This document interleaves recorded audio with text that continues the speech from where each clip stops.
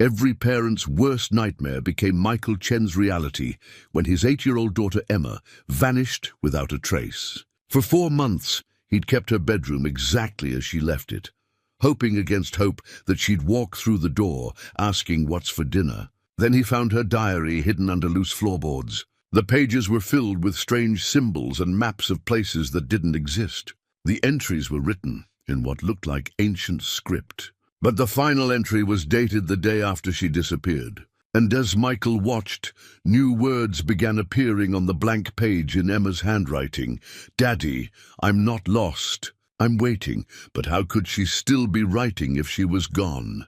Before we jump back in, tell us where you're tuning in from, and if this story touches you, make sure you're subscribed because tomorrow I've saved something extra special for you. Michael Chen had never imagined that silence could have weight, but Emma's absence pressed against his chest like a stone every morning when he woke. The house on Maple Street, once filled with her laughter echoing down the hallways and her small feet pattering across hardwood floors, now held only the phantom sounds of memory. Her purple backpack still hung on the hook by the front door, exactly where she'd left it that Tuesday morning in September when the world was still whole.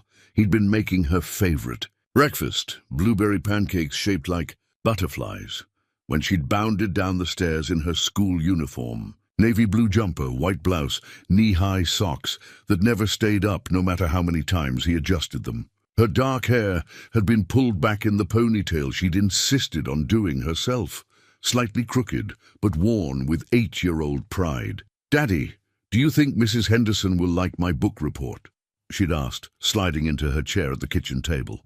The morning sun had streamed through the window behind her, creating a halo effect around her small frame that he now remembered with painful clarity. "She's going to love it." "Oh, sweetheart," he'd replied, flipping another butterfly pancake. "You worked so hard on it." Emma had been reading above her grade level since she was 5, devouring fairy tales and adventure stories with an appetite that reminded him of his late wife, Sarah.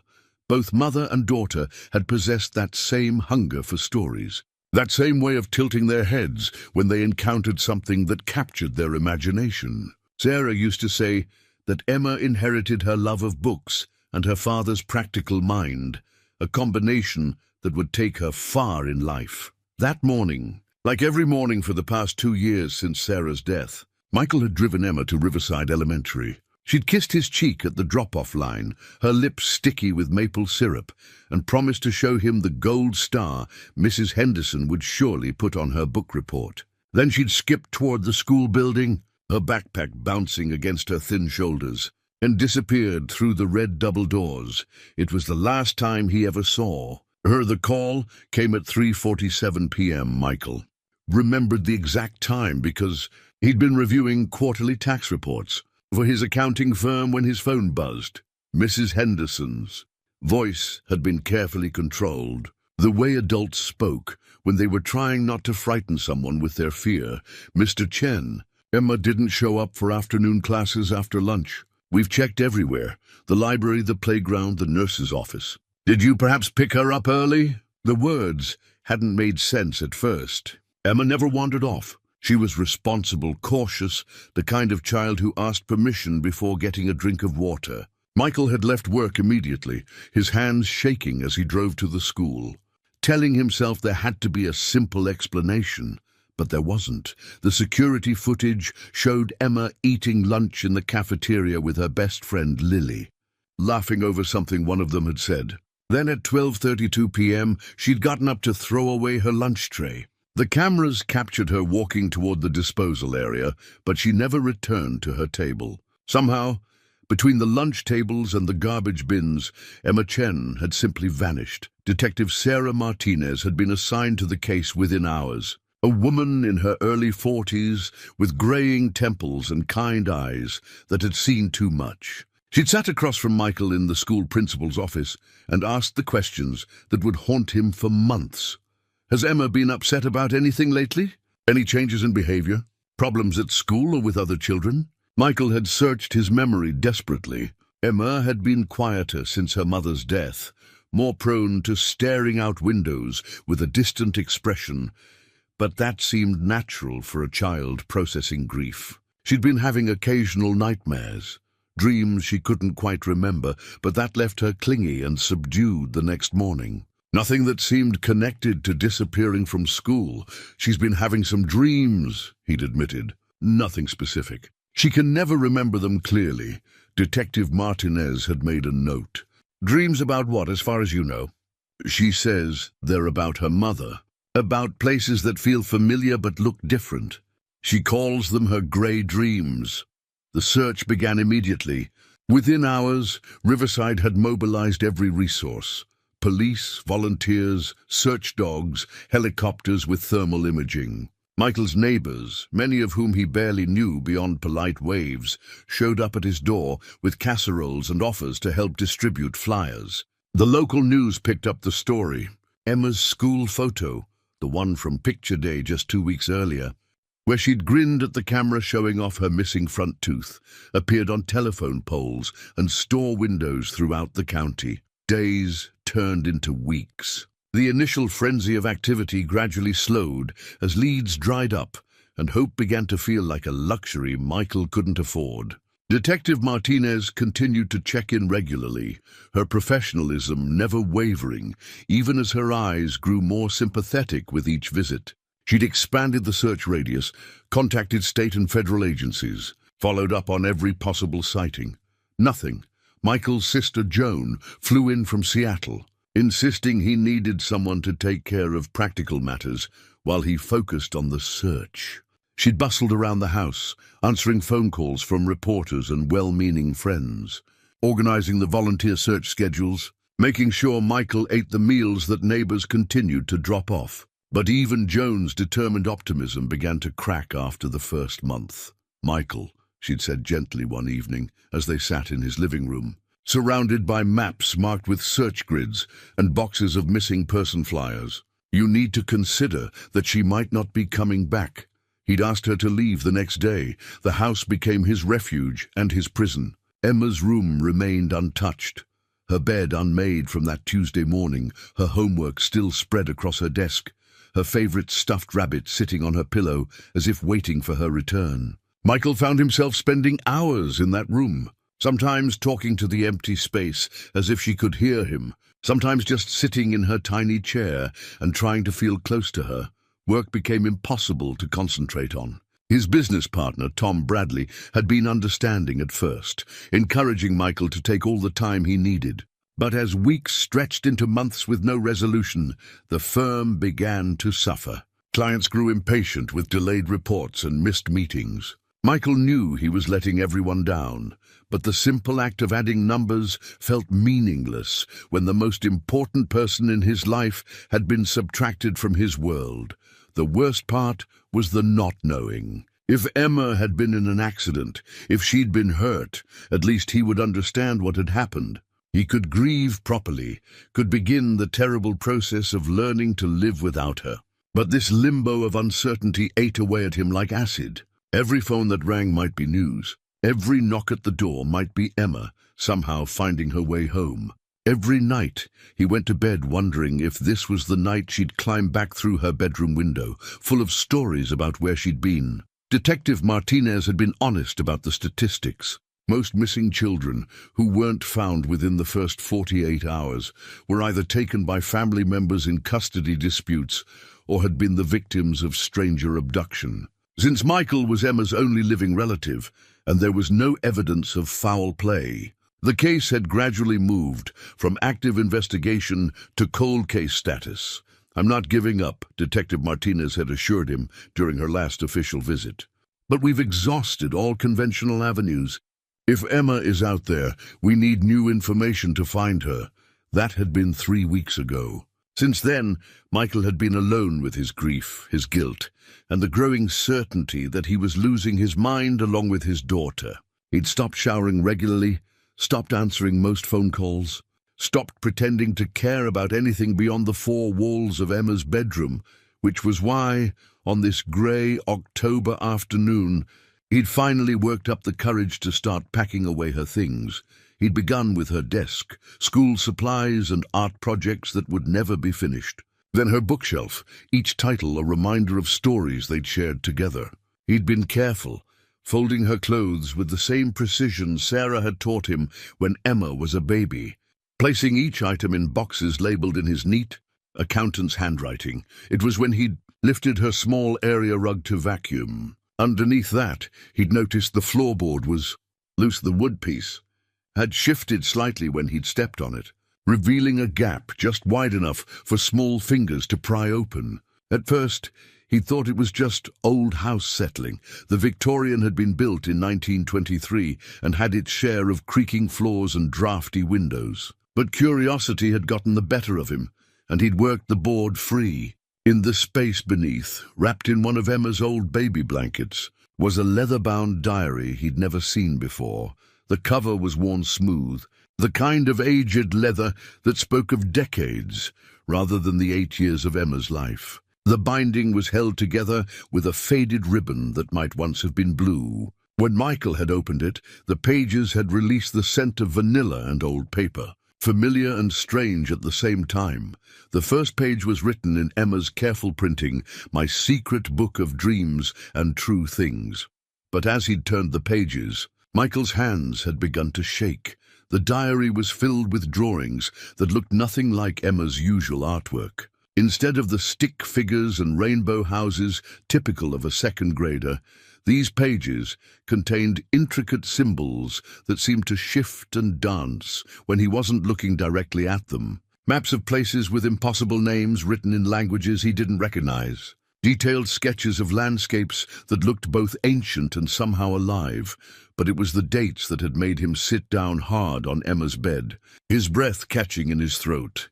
The entries began the day after Sarah's death, nearly 2 years ago. Emma had been 6 years old, barely able to write complete sentences for school assignments. Yet here, in her unmistakable handwriting, were detailed descriptions of dreams that read like the work of someone much older, much more experienced with mysteries and magic, and the final entry was dated September 16th, the day after Emma had disappeared. Michael stared at the impossible date until his eyes burned. September 16th, the day after Emma had vanished from her school cafeteria, she had somehow written in this diary. His rational mind scrambled for explanations. Maybe he'd misremembered the date. Maybe the police timeline was wrong. Maybe Emma had written this entry before she disappeared and simply gotten the date confused.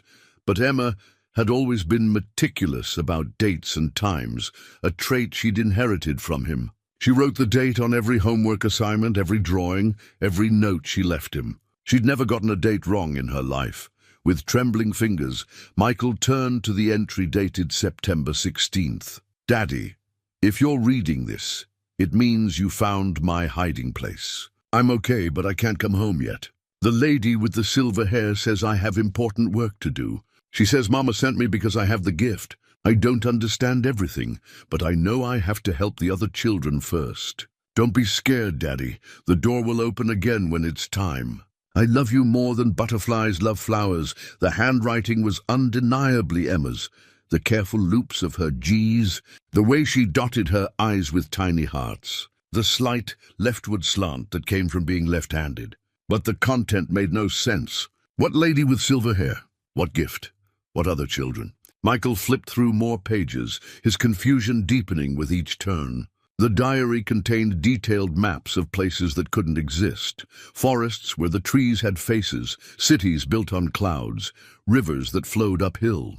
The symbols, scattered throughout, looked ancient, like hieroglyphics or runes, but more complex than anything he'd seen in books. One particular map caught his attention. Unlike the others, this one seemed to show locations he recognized, or at least familiar shapes arranged in impossible ways. There was something that looked like Riverside Elementary, but the building was surrounded by a forest of silver trees. The pond in Millfield Park appeared to be connected to an underground river system that stretched for miles. His own house on Maple Street was marked with a symbol that pulsed with faint light as he stared at it. The rational part of Michael's mind, the part that had built a successful accounting practice on facts and figures, insisted there had to be a logical explanation.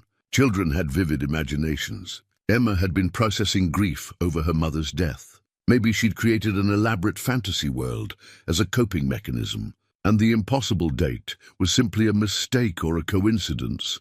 But then he noticed something that made his blood run cold. The pages were still warm.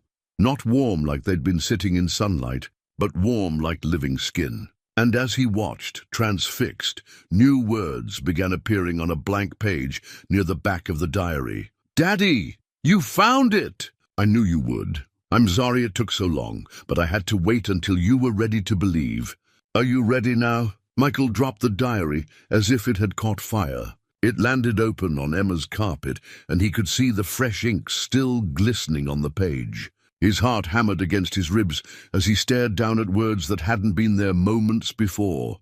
He was losing his mind. 4 months of stress and grief had finally broken something essential in his brain, and now he was hallucinating his daughter's handwriting. That was the only reasonable explanation. But as he knelt to pick up the diary, more words appeared. "I know this is scary, Daddy. It was scary for me too at first. But this is real. I'm real. I'm just somewhere else right now."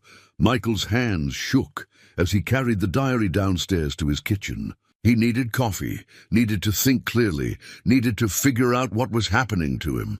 He set the diary on the counter and busied himself with the familiar ritual of grinding beans and measuring water, trying to ground himself in ordinary tasks. The coffee maker gurgled to life, filling the kitchen with the rich aroma that had always helped him think through complex problems. Michael had solved countless puzzles this way: tax codes, business dilemmas, Emma's homework questions that stumped him. Surely he could apply the same logical approach to this situation. Option 1. He was having a complete psychological breakdown and needed immediate medical attention. Option 2. Someone was playing an elaborate, cruel prank on him, though he couldn't imagine who or why. Option 3. His 8-year-old daughter was somehow communicating with him from another dimension through a magical diary. Even thinking option 3 made him feel ridiculous. He was a CPA, for God's sake.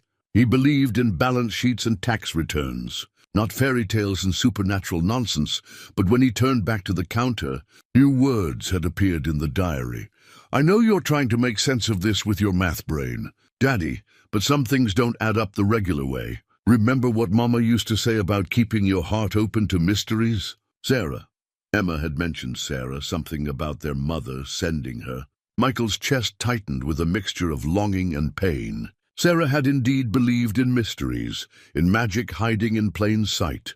She'd been the one to leave tooth fairy money under Emma's pillow, to insist that wishes made on dandelions sometimes came true, to tell bedtime stories about ordinary children who discovered they were secretly magical.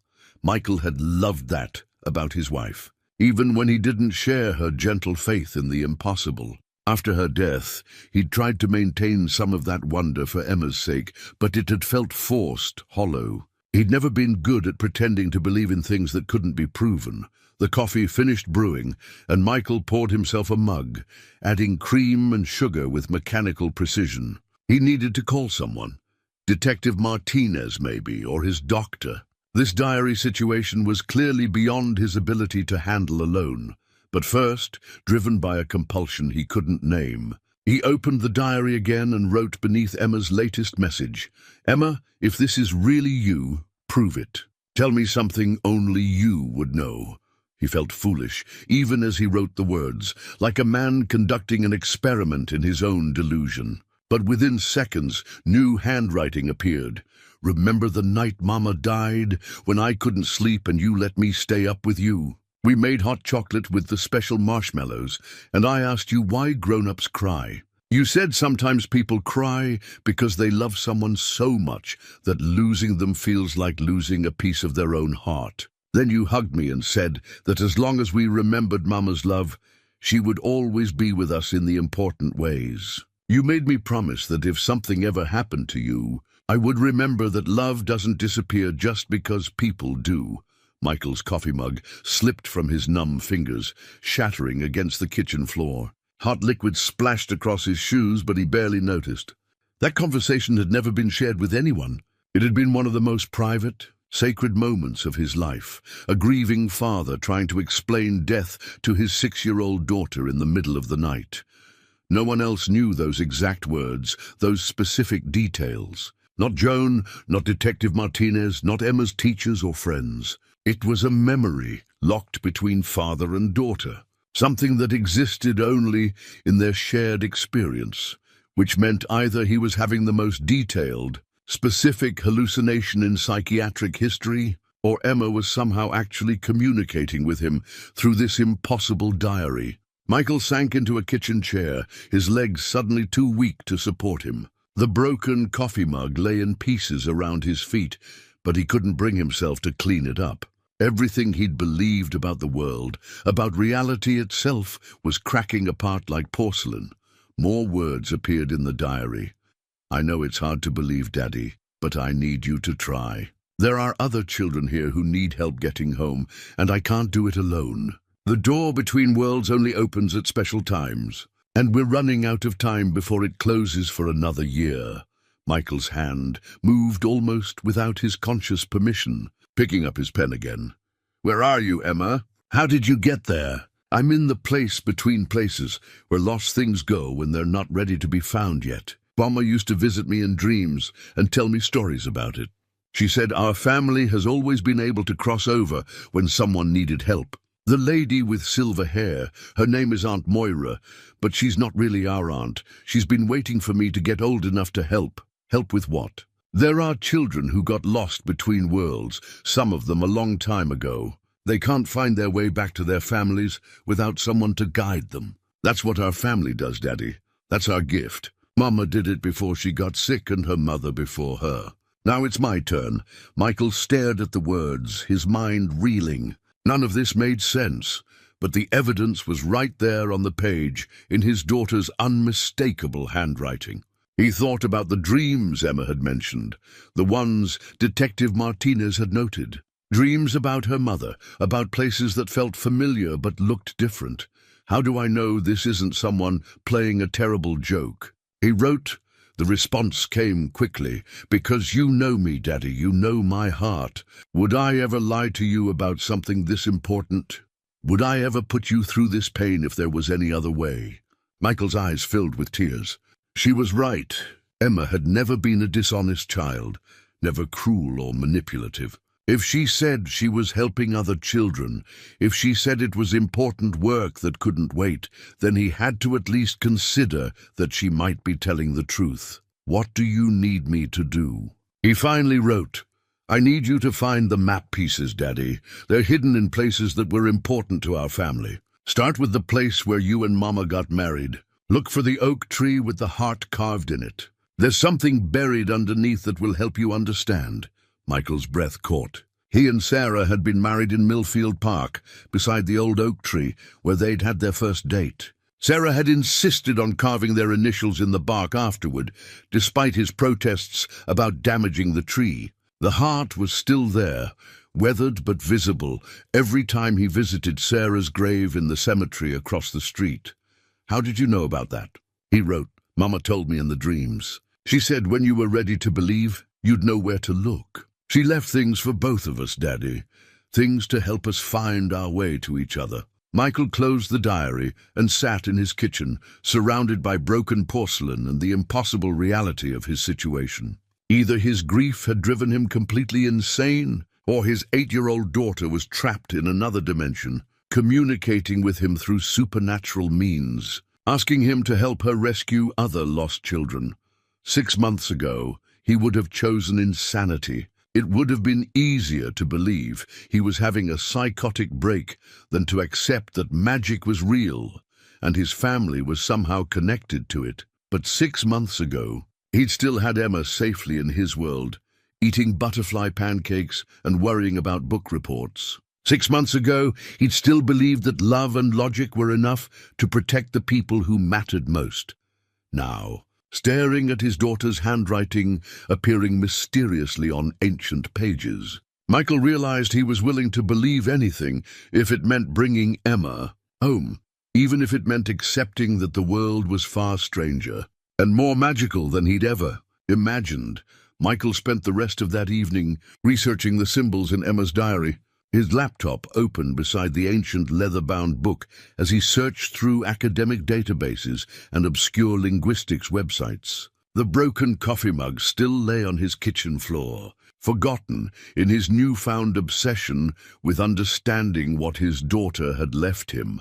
The symbols were unlike anything in his previous experience, but after hours of cross-referencing, patterns began to emerge. Some resembled Celtic knots, others looked similar to Norse runes, and a few matched ancient symbols he found in academic papers about pre-Christian European mysticism. Dr. Rebecca Walsh, a professor of comparative linguistics at the State University, had published several papers on Proto-European symbolic languages that seemed relevant. At 2 a.m., Michael finally called the university, leaving what he hoped was a coherent message on Dr. Walsh's voicemail. He explained that he was researching symbols for a family genealogy project, not entirely a lie, and would appreciate any insight she could provide. Dr. Walsh called him back the next morning, her voice bright with academic curiosity. "Mr. Chen, I'd listened to your message and I have to admit you've piqued my interest. Proto-European symbolic languages are a rather specialized field. Most people who contact me are working on historical fiction or fantasy novels. You mentioned family genealogy." "Yes," Michael said, choosing his words carefully. "My late wife was researching our family history before she passed. I found some of her notes, and there were symbols I couldn't identify. I was hoping to continue her work. I'd be happy to take a look. Why don't you come by my office this afternoon? Bring copies of whatever you found. I'll need to see the context and arrangement to make any meaningful analysis." Michael spent the morning making careful photocopies of the most important pages from Emma's diary, his hands trembling as he tried to capture the intricate details of each symbol. He'd never noticed before how the drawings seemed to shift slightly when he wasn't looking directly at them, but the photocopier caught them in static positions that were easier to study. Dr. Walsh's office was exactly what Michael had expected from a linguistics professor. Floor-to-ceiling bookshelves, papers stacked in precarious towers, and the musty scent of old academia. She was a woman in her 60s, with silver-streaked hair pulled back in a practical bun, and reading glasses that hung from a beaded chain around her neck. "Mr. Chen, please sit," she said, gesturing to a chair across from her desk. "Let me see what you've brought." Michael handed her the photocopies. Watching her face carefully for any sign of recognition or alarm, Dr. Walsh studied the pages with professional detachment, occasionally making small humming sounds as she identified familiar elements. "Fascinating," she murmured after several minutes. "This is quite sophisticated work. The symbols here," she pointed to a sequence along the margin of one page. "These are definitely Celtic Ogham script, but modified in ways I've never seen. And this section combines runic alphabets from at least 3 different time periods. Whoever created this had extensive knowledge of multiple ancient writing systems. What do they say?" Michael asked. "Well, that's where it gets interesting. Some of these are standard invocations, requests for protection, guidance, that sort of thing. But others," she frowned, adjusting her glasses, "others appear to be directional, like a map, but not geographical in the conventional sense. They reference crossing points and threshold guardians and the space between breaths." Michael's heart began to race. Crossing points? Ancient cultures often believed in places where our world connected to other realms. Fairy mounds, sacred groves, thin places where the supernatural could break through. These symbols suggest someone was trying to locate or activate such places. Dr. Walsh looked up at him with sharp eyes. "Mr. Chen, where exactly did your wife find these? Because this isn't the work of some casual genealogy enthusiast. This represents years of serious research into very esoteric subjects. I'm not entirely sure," Michael said honestly. "She was quite secretive about her research. I think she might have been in contact with other people who shared her interests." Dr. Walsh studied the pages again. "There's something else unusual here. See this symbol that appears repeatedly?" She pointed to a mark that looked like a tree with roots and branches forming a perfect circle. This is a family crest, Mr. Chen. Not your typical heraldic design, but a symbol used by certain bloodlines to identify their connection to, well, to what most people would call supernatural abilities. Michael's mouth went dry. Supernatural abilities? According to the legends, yes. Families who could cross between worlds, commune with spirits, that sort of thing. Most scholars dismiss it as folklore, but the symbols are real enough. They appear in manuscripts and stone carvings across Europe, always connected to the same few family names. She looked at him curiously. What was your wife's maiden name? Blackwood, Michael said. Sarah Blackwood. Dr. Walsh's eyebrows shot up. Blackwood. Well, that explains a great deal. She pulled a thick reference book from her shelf and flipped through it quickly. Here we are. The Blackwood line is mentioned in at least a dozen historical accounts of supernatural activity. They were known as threshold walkers, people who could move between the physical world and what the old texts called the Grey Lands. Michael felt like the air had been sucked out of the room. You're saying my wife's family actually believed they could travel to other dimensions? Not just believed, Mr. Chen. If the historical records are accurate, they were quite accomplished at it. The Blackwood women, in particular, were sought out by families whose children had gone missing under mysterious circumstances. They had a reputation for being able to retrieve lost souls from supernatural realms. The words hit Michael like a physical blow. Emma's message in the diary suddenly made terrible sense. Mama used to visit me in dreams and tell me stories about it. She said our family has always been able to cross over when someone needed help. Professor Walsh, Michael said carefully. Hypothetically speaking, if someone today claimed to have inherited these abilities, what would that look like? She studied him for a long moment, her academic demeanor shifting to something more personal. Mr. Chen, I have to ask, is this really about genealogy? Because you have the look of a man who's encountered something he can't explain. Michael made a decision that would have seemed impossible just 24 hours earlier. He pulled out his phone and showed Dr. Walsh the photo he'd taken of Emma's most recent diary entry, the one that had appeared while he watched. My daughter has been missing for 4 months, he said quietly. Last night I found this diary hidden in her room. It contains maps and symbols like the ones you've been analyzing. And it's still being written in, Professor Walsh. New entries are appearing in my daughter's handwriting, claiming she's trapped in another realm and needs my help to come home. Dr. Walsh stared at the phone screen for a long time. When she finally looked up, her expression was grave. Mr. Chen, how old is your daughter? 8, but she's always been advanced for her age. 8 years old would be about right, Dr. Walsh murmured. According to the historical accounts, the crossing abilities typically manifest in Blackwood descendants around age 7 or 8, usually triggered by trauma or loss. She paused. You mentioned your wife passed away? 2 years ago, cancer, and your daughter has been having unusual dreams since then. Michael nodded, remembering Detective Martinez's questions about Emma's nightmares. Dr. Walsh closed the reference book and leaned back in her chair. Mr. Chen, I'm going to tell you something that goes against every instinct I have as an academic. For 30 years, I've studied these historical accounts as folklore, as mythology, as interesting cultural artifacts. But I've also encountered 3 other families over the years who came to me with similar stories. Families who insisted their missing children were communicating from supernatural realms. What happened to them? In 2 cases, the children eventually returned, with no memory of where they'd been, appearing exactly where they'd vanished weeks or months later. The families swore their children had aged differently, that they'd gained knowledge they shouldn't have possessed. She paused.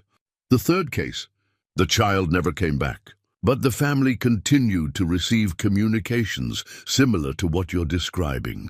Eventually, they came to believe their daughter had chosen to remain in the other realm to help other lost children. Michael's blood turned to ice. Chosen to remain? According to their account, yes. The crossing abilities come with responsibilities, Mr. Chen. Those who can move between worlds often find themselves called to serve as guides or guardians. It's not something that can be ignored or avoided once it awakens. Michael thought about Emma's words in the diary. There are other children here who need help getting home, and I can't do it alone. A terrible understanding began to dawn on him. Professor Walsh, if my daughter really is trapped in another realm, how would someone go about bringing her back? The historical accounts suggest that crossing points exist in places of emotional significance, locations where the family has strong connections. The symbols in your wife's research appear to be mapping such places. She studied the photocopies again. If I were to hazard a guess based on these markings, I'd say your wife was preparing for exactly this situation. These aren't random symbols, Mr. Chen. They're instructions. Michael's wedding ring, which he'd continued to wear since Sarah's death, suddenly felt warm against his skin. He looked down at it, startled. The simple gold band seemed to pulse with faint heat, almost like a heartbeat. "Professor," he said slowly, "is it possible that objects could react to supernatural energy, like a compass pointing north?" Dr. Walsh followed his gaze to his wedding ring. In the historical accounts, family heirlooms often served as focal points for crossing rituals. Jewelry in particular, because it maintains physical contact with the person and absorbs their emotional energy over time. She leaned forward. "Mr. Chen, is your ring reacting to something?" Michael held up his hand. The gold band was now noticeably warm, and as he watched, it seemed to pulse with a rhythm that matched his heartbeat. "It started a few minutes ago when you were explaining about crossing points. That's remarkable." Dr. Walsh made some quick notes. "If the historical accounts are accurate, your ring may be responding to supernatural energy associated with your wife's bloodline. It could serve as both a protection and a guidance tool if you decide to pursue this further. If I decide to pursue this?" Michael laughed, though there was no humor in it. "Professor, my daughter is missing. If there's even a chance that she's really communicating with me, that she needs my help, what choice do I have?" Dr. Walsh studied him with sympathetic eyes. "Mr. Chen, I have to warn you. The historical accounts also mention significant dangers associated with crossing between realms. People who attempt it without proper preparation sometimes become lost themselves. And there are entities in the grey lands that don't appreciate human interference." Michael's ring pulsed again, stronger this time. As it did, he could swear he heard Emma's voice, faint as a whisper. "Daddy, are you learning about our family? The ring will help you find the first piece. But hurry, the door is getting harder to keep open." He looked up to find Dr. Walsh staring at him intently. "Did you hear that?" he asked. "Hear what?" Michael realized that whatever was happening to him was becoming increasingly personal, increasingly beyond the realm of academic research. "Professor Walsh, I need to ask you something, and I need you to be completely honest. Based on everything you know about these historical accounts, do you think it's possible that my daughter is really alive in another dimension?" Dr. Walsh was quiet for a long time. Finally, she said, "Mr. Chen, as a scholar, I have to maintain scientific skepticism about claims that can't be proven or replicated. But as a human being who has spent 30 years studying these accounts, who has met other families with similar experiences, yes, I think it's possible. More than possible." Michael's ring pulsed again, and this time he felt a surge of warmth that traveled up his arm and settled in his chest, right around his heart. It felt like hope, like connection, like Emma reaching across impossible distances to touch him. "What do I need to do?" he asked. Dr. Walsh pulled out a piece of paper and began writing. "Start with the locations marked in these symbols. If I'm reading them correctly, your wife identified at least 3 crossing points within a 50-mile radius of here. Visit them in order. The symbols suggest a specific sequence. And Mr. Chen, yes, trust the ring. If it's truly connected to your family's abilities, it will guide you to what you need to find." That evening, Michael called his sister-in-law Jane in Portland, his hands shaking as he dialed her number. Jane was Sarah's older sister, the one family member who might have insights into the Blackwood family history that Dr. Walsh had described. They hadn't spoken much since Sarah's funeral. Grief had driven them into separate corners of sorrow, but if anyone would know about family secrets, It would be Jane. "Michael?" Jane's voice was surprised but warm. "It's so good to hear from you. How are you holding up?"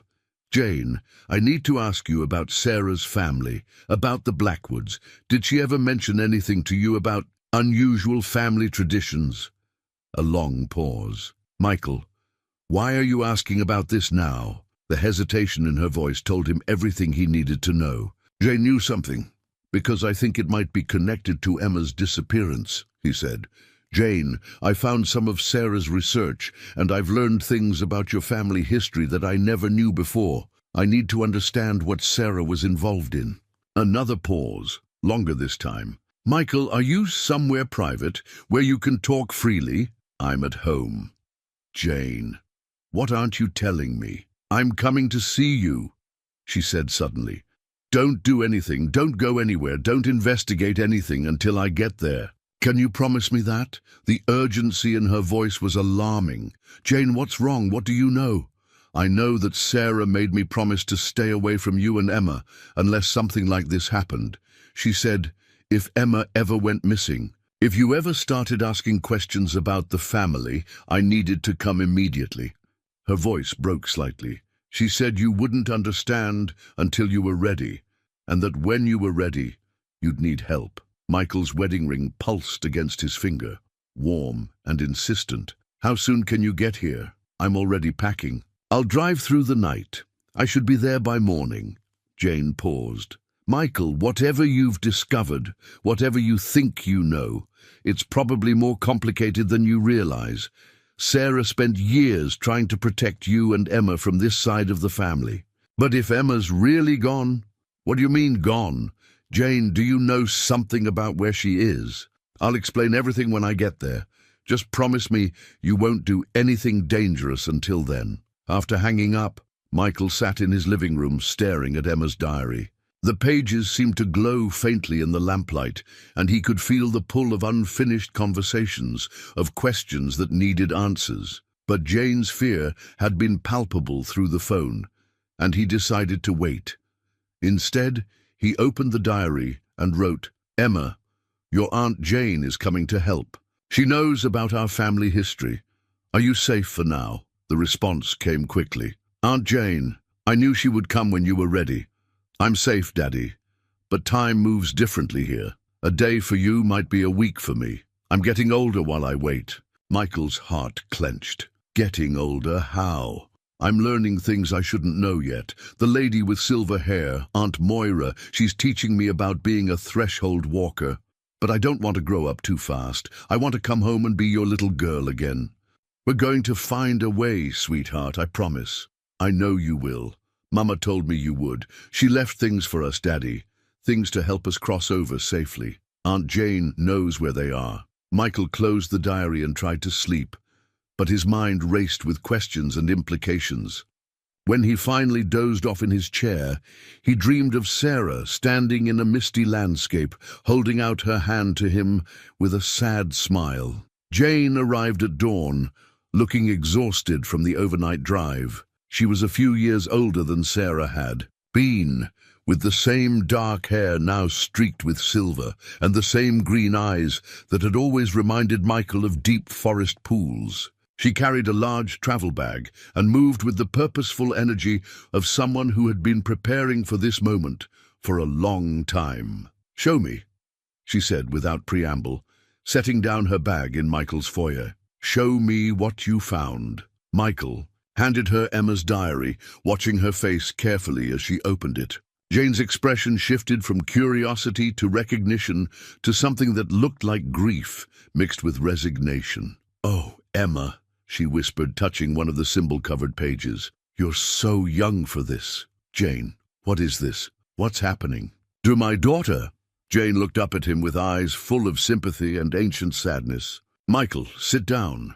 What I'm about to tell you is going to change everything you think you know about the world." They sat at his kitchen table, Emma's diary between them like a bridge across impossible distances. "The Blackwood women have been threshold walkers for generations," Jane began. "We can cross between the physical world and what the old books call the grey lands. the space between worlds where lost souls and supernatural entities exist. It's not a choice, Michael. It's a calling that awakens in childhood, usually around age 7 or 8. Sarah never told me any of this, because she wanted to protect you and Emma from it. Sarah was one of the most powerful threshold walkers our family had ever produced. She helped dozens of families find their missing children, guided lost souls to their final rest, maintained the balance between worlds. Jane's voice grew heavy. But the work takes a toll. The crossing requires life force, and eventually it costs more than a person can afford to give.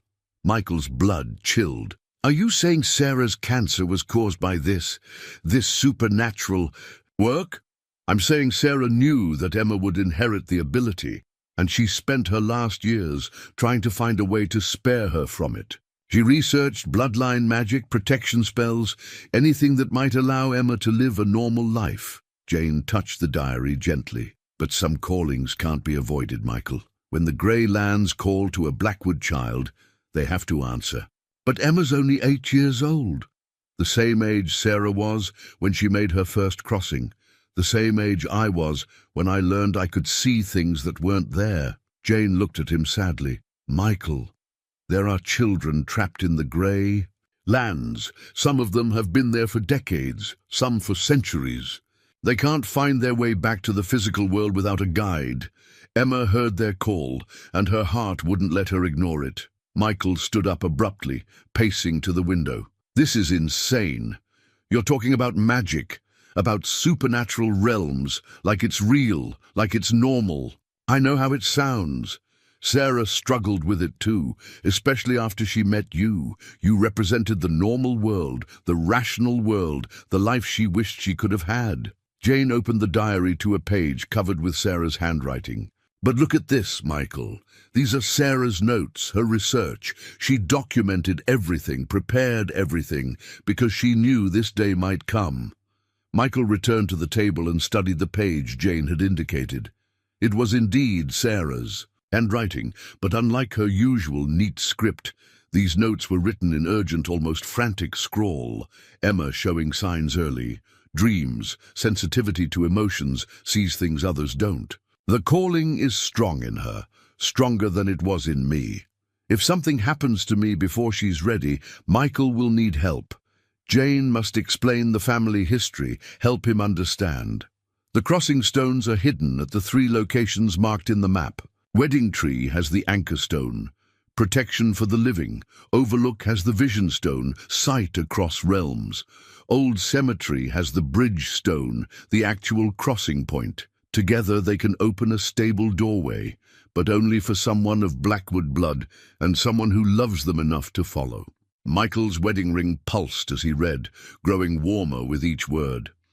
Sarah knew this would happen. She hoped it wouldn't, but she prepared for it. Jane reached into her travel bag and pulled out a small wooden box, carved with the same symbols that filled Emma's diary. She left this with me, along with instructions. If Emma ever went missing, if you ever started asking questions about the family, I was supposed to give you this. Michael opened the box with trembling hands. Inside, nestled in faded velvet, was a silver pendant on a thin chain. The pendant bore the tree symbol that Dr. Walsh had identified as the Blackwood family crest, but this version seemed to pulse with its own inner light. Sarah wore this during every crossing, Jane explained. It provides protection in the grey, lands and helps maintain the connection to the physical world. She wanted you to have it when the time came. As soon as Michael touched the pendant, images flooded his mind. He saw Sarah as a young woman, standing in misty landscapes that looked like Emma's drawings, guiding lost souls toward points of light. He saw her helping other parents find their missing children, crossing back and forth between worlds, with the pendant glowing against her chest. And he saw her, years later, weakened by repeated crossings, but driven by love to continue the work until her body couldn't sustain it anymore. The cancer wasn't random, he said, understanding flooding through him. Each crossing took something from her. Each crossing took life force, yes. But Michael, she saved so many families, helped so many lost souls find peace. She died knowing her work mattered. Jane's eyes filled with tears. And she died believing that if Emma was ever called to the Grey Lands, you would love her enough to follow. Michael's hand closed around the pendant, feeling its warmth spread through his palm and up his arm. The sensation was identical to what he'd experienced with his wedding ring, but stronger, more focused. As he held it, Emma's voice whispered in his mind, clear as if she were standing beside him. "Daddy, you found Mama's pendant. Now you can see me clearly when you cross over. But be careful. The Grey Lands can be confusing for people who aren't born to them." Jane was watching him closely. "You're hearing her, aren't you? The pendant amplifies the connection." Michael nodded, slipping the chain over his head. The pendant settled against his chest, right over his heart, and immediately the world seemed sharper, more detailed. Colors were more vivid. Shadows held depth they'd never possessed before, and he could sense something moving just beyond the edge of his vision. "Jane, how do we get her back?" "According to Sarah's notes, we need to activate the 3 crossing stones in sequence. The anchor stone protects us during the crossing. The vision stone allows us to see clearly into the Grey Lands. And the bridge stone opens the actual doorway." Jane pulled out a hand-drawn map that matched the locations in Emma's diary. "But Michael, there's something else you need to understand. Once you cross over, you'll be in Emma's world, playing by her rules. The Grey Lands respond to emotion and intention more than physical laws. Fear can trap you there, doubt can make you lose your way, but love, strong, pure love, can overcome almost any obstacle. And if I get lost..." Jane's expression grew grave. "Then Emma loses her anchor to the physical world, and both of you could be trapped there permanently." Michael studied the map, noting that the 3 locations formed a triangle with his house at the center. How long do we have?" "According to the symbols in Emma's diary, the crossing points are strongest during celestial alignments. The next one is in 3 days, the autumn equinox. After that, we'd have to wait until the winter solstice, and by then..." Jane's voice trailed off. "By then what?" "By then, Emma might be too integrated into her role as a threshold walker to want to return.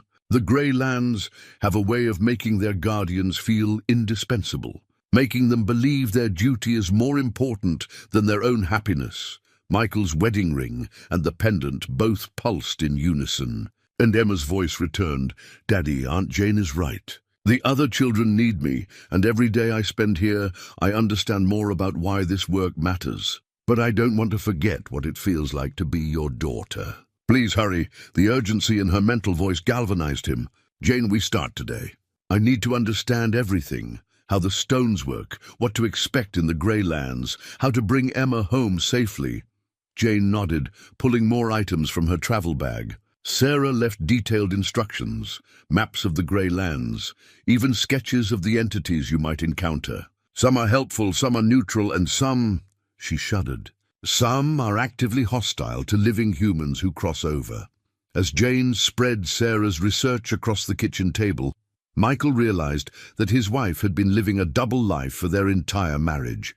While he'd thought she was simply interested in genealogy and local history, she'd actually been maintaining magical protections, studying supernatural threats, and preparing for the day when their daughter might be called to continue the family legacy. "I feel like I never really knew her," he said quietly. "You knew the part of her that mattered most," Jane replied. "Her love for you and Emma was real, Michael.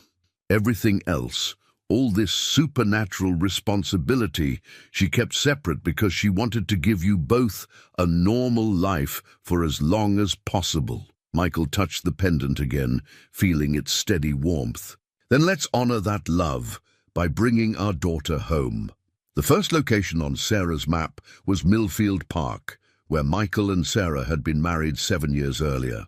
Jane drove, while Michael studied the detailed notes Sarah had left about the anchor stone, his nervousness increasing with each mile. According to the research, the anchor stone was buried beneath the oak tree where they'd carved their initials.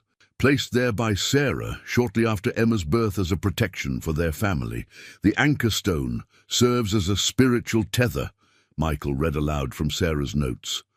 It ensures that those who cross over maintain their connection to the physical world and can find their way back. Without it, the grey lands can become a maze that traps the unwary. Jane parked near the old oak tree, its massive trunk scarred by decades of lovers' initials and time's passage. The heart containing MC plus SB was still visible, weathered but clear, about 4 feet up from the ground. Michael's wedding ring began to pulse as they approached, and the pendant grew warm against his chest. "It's definitely here," he said, kneeling at the base of the tree. "But how do we find it?" Jane consulted Sarah's map. "According to this, it should be buried 3 feet north of the trunk, 1 foot down." She'd brought a small shovel from Michael's garage, and they began to dig carefully, mindful of the tree's roots. The shovel struck something solid after about 10 minutes of digging. Michael cleared away the soil with his hands, revealing a smooth riverstone about the size of his palm. The moment he touched it, the world shifted. Michael could suddenly see the park as it existed in multiple layers. The physical reality where he and Jane knelt beside a hole in the ground, but also a misty, ethereal version where the trees were taller, more ancient, and the air shimmered with silver light. In this other layer, he could see Emma clearly for the first time in 4 months. She was sitting beneath the oak tree's supernatural counterpart, but she looked older, not physically, but in her eyes, in the way she carried herself. She wore a simple grey dress that seemed to be woven from mist itself, and her hair was longer than it had been when she disappeared. When she saw him, her face lit up with joy and relief. "Daddy!" Her voice reached him across dimensions, clear and strong. "You found the anchor stone. Now you can see me. Emma, sweetheart, are you all right?" Michael's voice seemed to carry across the dimensional barrier without him understanding how. "I'm okay, but I miss you so much. The grey lands are beautiful, but they're not home." Emma stood and approached the boundary between worlds, stopping just short of where Michael knelt. "There are so many children here, Daddy. Some of them have been lost for so long they've forgotten their own names." Behind Emma, Michael could see other figures moving through the misty landscape, children of various ages, all wearing the same grey clothing, all carrying themselves with that same premature gravity that Emma now possessed. They watched the reunion with hopeful expressions, as if Michael represented something they'd almost forgotten. "The lady with silver hair, Aunt Moira, she says I'm one of the strongest threshold walkers she's ever trained," Emma continued. "But she also says the choice to stay or go must be mine. She can't force me to remain here. What do you want, Emma? Tell me honestly."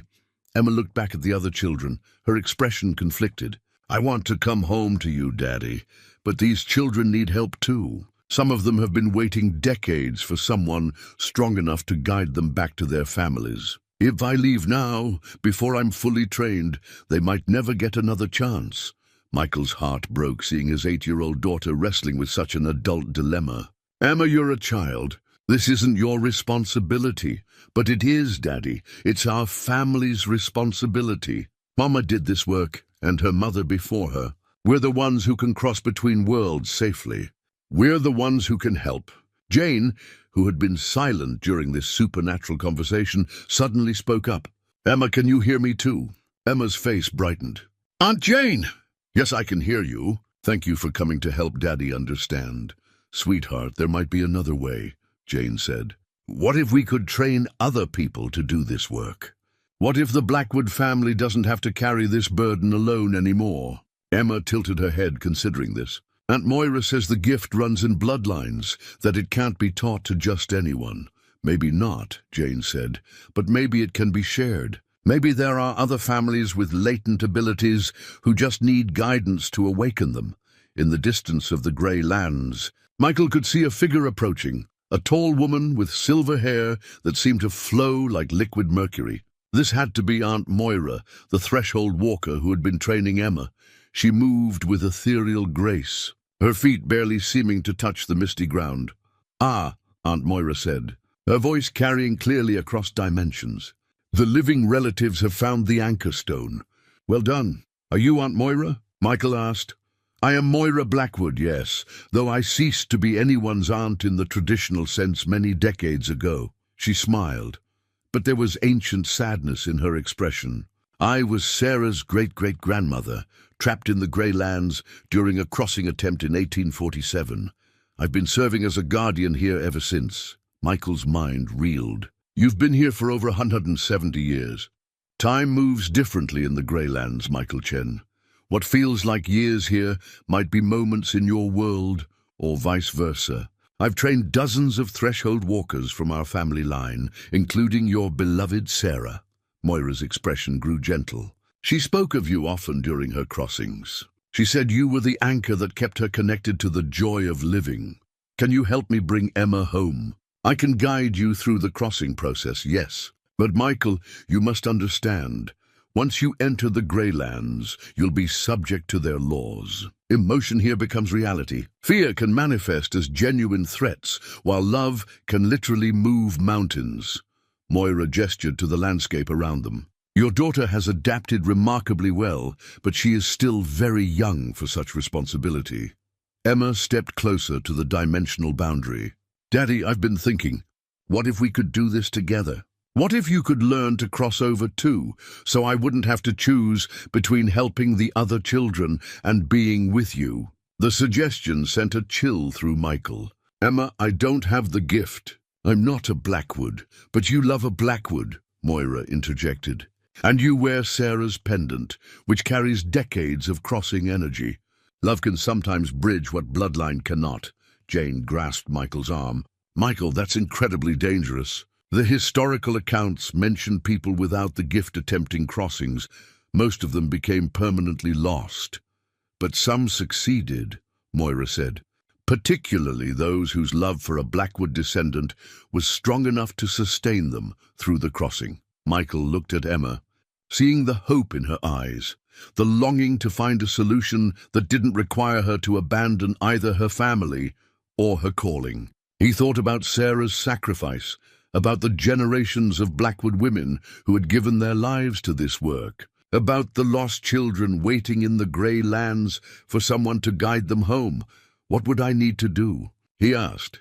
First, you'd need to activate all 3 crossing stones, Moira explained. The anchor stone protects you. The vision stone allows you to see clearly in both realms, and the bridge stone opens a stable doorway. Then at the moment of crossing, you'd need to hold on to your love for Emma and your determination to bring her home. Those emotions would serve as your guide through the Grey Lands. And if I fail, then both of you would be trapped here, and the other children would lose their only trained guide. Moira's expression was grave. The risk is significant, Michael Chen, but so is the potential reward, not just for your family, but for all the lost souls who wait in these lands. Emma reached toward the dimensional boundary, her hand stopping just short of touching Michael's. Daddy, I know it's scary, but we could help so many people together. And maybe, if we train others like Aunt Jane suggested, we could find a way to make this work sustainable. So no family has to lose their children to this calling. Michael stared at his daughter's hand, so close but separated by impossible distances. He thought about the past 4 months of grief and desperation, about the life he'd built with Sarah that had been founded on love, but also on ignorance of her true nature. He thought about the choice Emma faced, abandoning her calling or abandoning her childhood. I need to see all 3 stones first, he said finally. I need to understand exactly what we'd be attempting before I make this decision.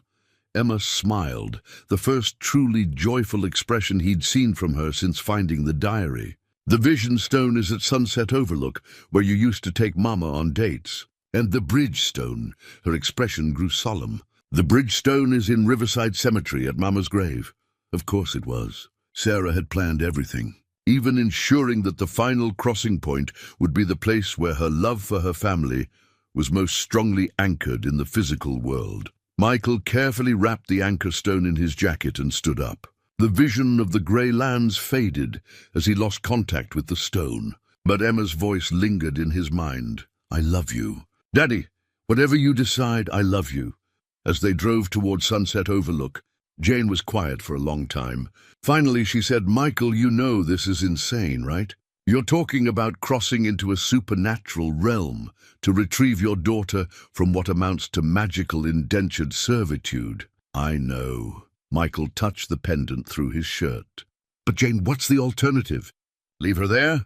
Let her grow up in exile, helping other people's children while sacrificing her own childhood? She might choose to stay anyway, even if you give her the option to return. Then at least it will be her choice, made with full knowledge of her alternatives. Michael stared out the window at the familiar landscape that was apparently riddled with supernatural crossing points. Besides, after everything I've learned about Sarah, about our family, I think I owe it to my daughter to at least try to understand the world she's been called to serve. Jane reached over and squeezed his hand. Sarah would be proud of you, you know, for choosing love over fear, for being willing to follow Emma into the unknown. Michael's wedding ring pulsed warmly against his finger. Somewhere across dimensions and beyond death, he felt Sarah's approval like a gentle touch on his cheek. Let's go find that vision stone, he said, sunset. Overlook had been Michael and Sarah's special place during their courtship, a scenic viewpoint on the hills outside town where they'd spent countless evenings watching the sunset over the valley. Michael hadn't been back since Sarah's funeral, unable to bear the memories. But now those same memories felt like breadcrumbs, leading him toward his daughter.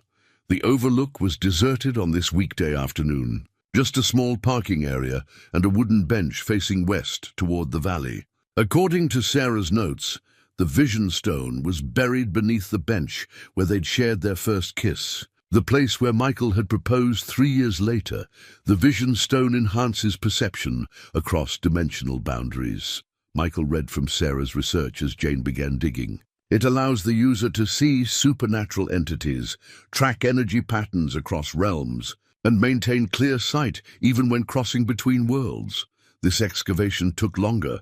The ground was rockier here, and they had to be careful not to damage the memorial bench that the town had installed years ago. But finally, Jane's shovel struck something solid.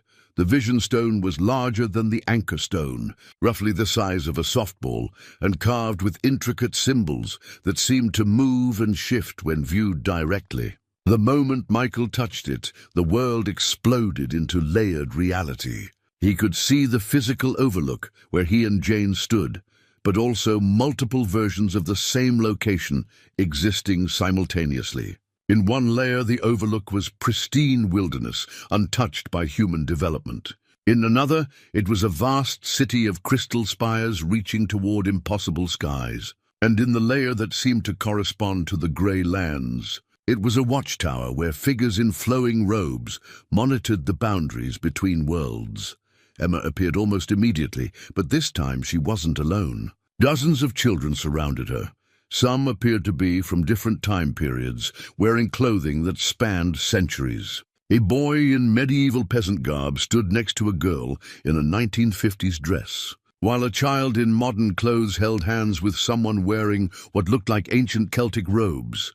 "Daddy, you found the vision stone," Emma called out across dimensions. "Now you can see all of us clearly." Michael's heart broke, seeing the scope of the problem Emma had inherited. These weren't just a few lost children. This was a massive accumulation of souls who had somehow become separated from their proper realm over the course of centuries. "How many are there?" he asked. "Hundreds," Emma replied sadly. "Some got lost during terrible events, wars, plagues, disasters.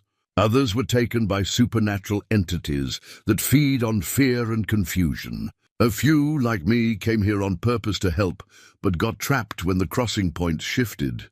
An older boy, perhaps 12 or 13, stepped forward. Sir, are you Emma's father? She's told us so much about you." "Yes, I am," Michael said, his voice catching. "What's your name, son?" "Thomas Fletcher, sir. I've been here since the Great War. That would be 1917 in your world. I was trying to escape the bombardment when I fell through a weak point between realms." Thomas's young face held the gravity of someone who had seen too much. "Emma's been working to map the way back to our proper time and place, but it's complicated work." A small girl, perhaps 6 years old, tugged on Emma's grey dress. "Tell him about the shadow things, Emma. Tell him why we need to hurry." Emma's expression darkened. "Daddy, there are entities in the grey lands that feed on lost souls. They're called shadow feeders, and they've been growing stronger lately. Aunt Moira says it's because the barriers between worlds are weakening. If we don't help these children cross back soon, they might be consumed." As if summoned by the mention of their name, Michael became aware of movement in the darker corners of the supernatural landscape. Shapes that weren't quite shapes, presences that seemed to absorb light rather than reflect it, watching the gathering of children with what felt like predatory interest. "They can't approach the watchtower," Emma continued, "because Aunt Moira's protections are too strong. But they're always waiting, always looking for chances to catch children who wander away from the safe areas." Moira materialized beside Emma, her silver hair flowing in a breeze that existed only in the grey lands. "The shadow feeders have grown bold in recent decades," she confirmed. "The modern world's disconnection from magic has created weak points they can exploit. Emma's arrival and her extraordinary power has helped strengthen our defenses. But she cannot do this work alone indefinitely." Jane, who had been listening to this conversation with growing alarm, spoke up. "Isn't there anyone else? Any other families with these abilities?" "There are scattered individuals with latent gifts," Moira replied, "but most lack training or have been taught to suppress their abilities. The modern world doesn't encourage belief in such things." Michael studied the assembled children, seeing hope and desperation in equal measure on their faces. These weren't just supernatural entities or abstract problems. They were individual souls with their own stories, their own families who had probably spent lifetimes wondering what had happened to them. "What would it take to help them all?" he asked. Emma brightened. "That's what I've been working on. If we could establish a permanent crossing station, a place where the barriers between worlds are thin but stable, we could process the backlog much more efficiently. But it would require someone with strong Blackwood abilities to maintain it." "Someone like you," Michael said heavily. "Or someone like us," Emma replied, her eyes shining with possibility. "Daddy, I've been practicing with the crossing energies, and I think I could teach you. If you could learn to work the in-between spaces like I do, we could split the responsibility. You could handle the children from more recent time periods, while I focus on the ones who've been here longest." Thomas Fletcher stepped forward again.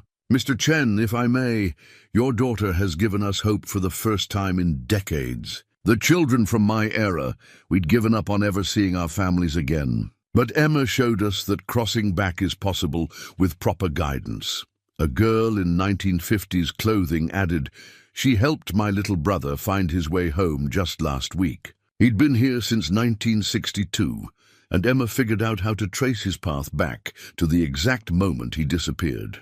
His family never even knew he'd been gone." Michael's head spun with the implications. "You can send them back to the moment they disappeared? So their families never experienced the loss?" "Sometimes," Emma said carefully. "If the displacement was caused by supernatural interference rather than fate, we can repair the timeline. But it's very advanced work, and it requires enormous energy." Moira nodded gravely. "The kind of energy that cost your wife her life, Michael Chen. Each major timeline repair takes years off the Cross's lifespan." The weight of understanding settled on Michael's shoulders. Sarah hadn't just been helping lost souls find peace. She'd been literally giving years of her life to repair supernatural damage to families she'd never met. The cancer that killed her had been the cumulative cost of decades of such sacrifices. "But what if there were more of us?" Jane asked suddenly. "Michael, you said Dr. Walsh mentioned other families who'd had similar experiences. What if we could find them, train them, build a network instead of leaving all the responsibility on one little girl?" Emma's face lit up with excitement. "Aunt Jane, that's brilliant. If we had even 3 or 4 trained threshold walkers, we could process all these children in a matter of months instead of years." Moira looked thoughtful. "It's an intriguing proposal. The Blackwood line has always worked alone, but perhaps that tradition has outlived its usefulness.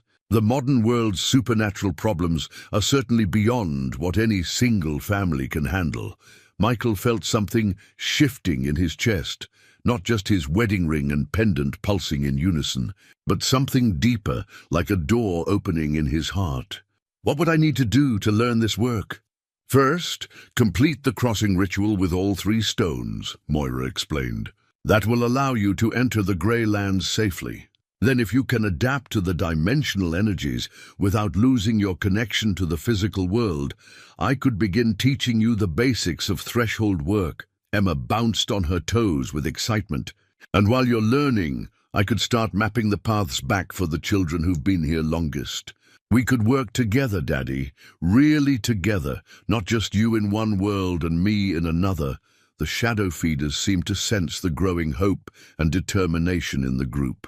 Michael could see them pressing closer to the edges of Moira's protective boundaries, their formless shapes writhing with frustrated hunger. How long do we have before those things become a serious problem? He asked.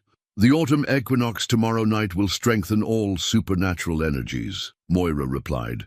That includes both our protective abilities and their feeding capabilities. If we're going to attempt a mass crossing to help these children, tomorrow night would be ideal. But if we fail, the shadow feeders will be strong enough to breach our defenses, Emma finished quietly. And all these children could be lost forever. Michael looked around at the faces surrounding. His daughter, centuries worth of lost souls, who had been waiting for someone with the power and will to help them find their way home. He thought about Sarah's sacrifice, about the family legacy Emma had inherited, about the choice between safety and service that defined the Blackwood bloodline. Jane, he said finally, when we get back to town, I want you to call Dr. Walsh. Ask her for contact information for those other families she mentioned. If we're going to do this, if we're going to build a network of threshold walkers, we'll need all the help we can get. Jane nodded, her expression mix of pride and terror. And you? What are you going to do? Michael touched the vision stone again, feeling its power course through him as the multiple layers of reality sharpened into perfect focus. I'm going to learn how to cross between worlds. Because my daughter shouldn't have to carry this burden alone. Emma's smile was radiant, visible across dimensions. Tomorrow night, Daddy. Tomorrow night we'll be together again, and we'll start helping everyone find their way home. As they drove away from Sunset Overlook, Michael caught glimpses of the grey lands flickering at the edges of his vision, a constant reminder now that the world was far more complex and magical than he'd ever imagined.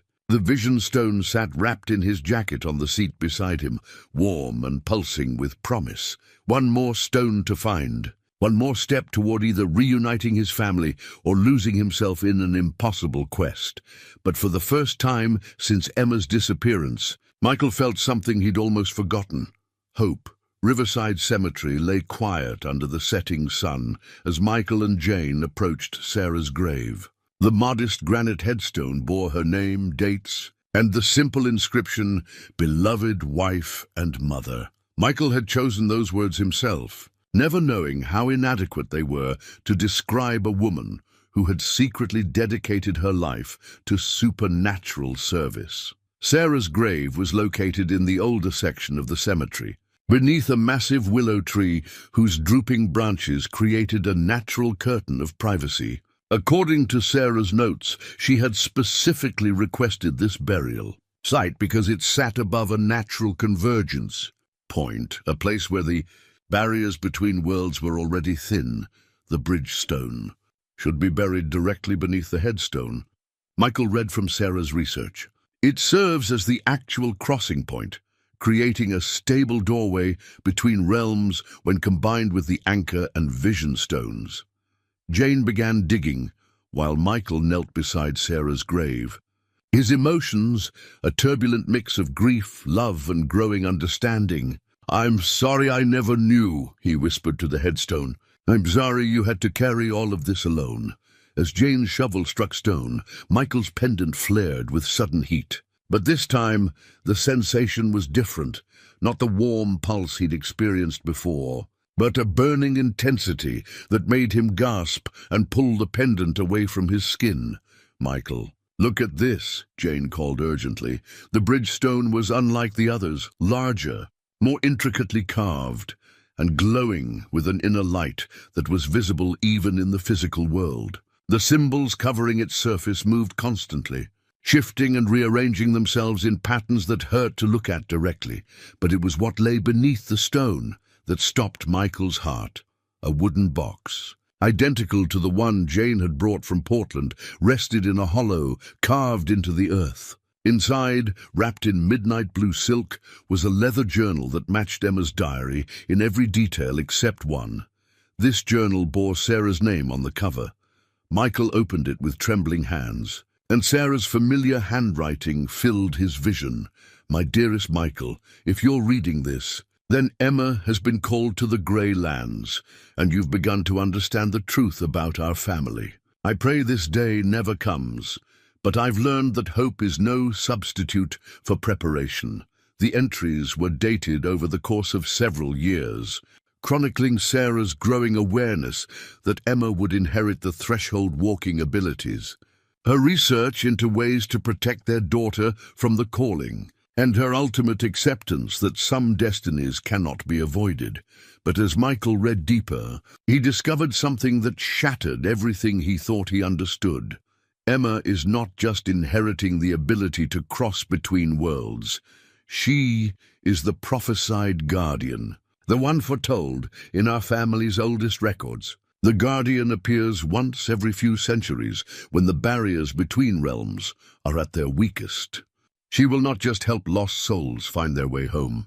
She will serve as the permanent protector of all crossing points, preventing supernatural catastrophes that could tear apart the fabric of reality itself. Michael's hands shook as he continued reading. "The position of guardian is not temporary, my love. Once accepted, it is a lifetime commitment. Emma would become something more than human, something between worlds, able to exist in both, but truly belonging to neither. She would live for centuries, watching over the balance between realms while remaining forever young, forever alone." Jane read over his shoulder, her voice barely a whisper. "Michael, this changes everything." The journal continued. "I have spent 3 years searching for an alternative, for some way to pass the guardian's responsibilities to someone else, or to strengthen the barriers enough that a guardian is no longer needed. I have found only one possibility, and it requires a sacrifice I pray you will never have to make." Michael's heart hammered as he turned the page. If someone who loves the potential guardian deeply enough is willing to cross into the Grey Lands and take on the role themselves, the calling can be transferred. But the transfer is permanent and irreversible. The volunteer would become the guardian, while the original candidate could return to human life. The implications hit Michael like a physical blow. Sarah hadn't just been researching ways to help Emma. She'd been preparing to make this sacrifice herself. Only her death from cancer had prevented her from crossing over to take Emma's place as the eternal guardian. "There's more," Jane said quietly, pointing to the next entry. "The crossing must happen during a celestial convergence, and the volunteer must carry all 3 crossing stones, plus the guardian's key, a sacred artifact that manifests only when someone attempts the transfer ritual. The key appears when the potential guardian and their chosen replacement both touch the bridge stone simultaneously, while professing their willingness to make the exchange." Michael's pendant was now burning against his chest, almost too hot to bear. As he touched the bridge stone, the world exploded into supernatural clarity that far exceeded what he'd experienced with the other stones. Emma appeared immediately, but she was no longer the 8-year-old girl who had disappeared 4 months ago. The Emma standing in the Grey Lands looked older, more ethereal, with silver threads running through her dark hair and ancient knowledge shining in her eyes. She wore robes similar to Moira's, and carried herself with the bearing of someone who had accepted enormous responsibility. "Daddy," she said, her voice carrying across dimensions with supernatural resonance. "You found Mama's journal. Emma, sweetheart, what's happened to you?" "I'm becoming what I was always meant to be," she replied, but there was profound sadness in her supernatural beauty. "The Guardian's transformation has begun. Every day I spend here, I become more connected to the grey lands and less connected to human life. Moira appeared beside Emma, her expression grave. Michael Chen, your daughter has been remarkably strong, but the calling cannot be delayed much longer. If she does not fully accept the Guardian's role within the next lunar cycle, the barriers between worlds will begin to collapse. And if she does accept it, then she will become immortal, eternal, forever bound to protect the crossing points while watching everyone she loves age and die. Moira's ancient eyes filled with sympathy. It is a noble calling, but a lonely one. Jane gripped Michael's arm. There has to be another way. What about the transfer ritual Sarah mentioned? Emma's expression brightened with desperate hope. Daddy, did you read about that? About someone taking my place? Emma, no, Michael said firmly. I won't let you sacrifice your childhood, your humanity for this. If someone has to become the Guardian, it should be me. But Daddy, you don't have the Blackwood abilities. The transfer ritual requires... Emma stopped mid-sentence as something materialized in the space between them. A golden key, ornate beyond description, hovered in the air above the bridge stone. The key was covered with symbols that matched those in Emma's diary and Sarah's journal, and it pulsed with power that made the other stones feel like dim candles in comparison. The Guardian's key, Moira breathed. It appears only when both parties are truly willing to make the exchange. Michael reached toward the key, but Emma cried out across dimensions, Daddy, wait! If you take the key, if you become the Guardian, you'll be trapped in the grey lands forever. You'll become something inhuman, immortal, but isolated from everything that makes life meaningful. And if I don't, you will, Michael replied. Emma, you're 8 years old.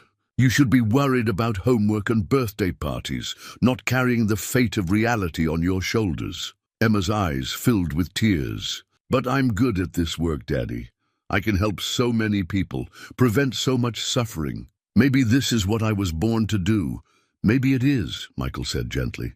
But maybe it's also what I was born to do, to protect you, to make sure you have the chance to choose your own destiny instead of accepting one that was chosen for you. The Guardian's key pulsed brighter, responding to the sincerity of his intention. Michael could feel its power calling to him, offering him the ability to cross permanently into the grey lands and take on the cosmic responsibility that threatened to steal his daughter's humanity. But as he reached for the key, Jane suddenly spoke up.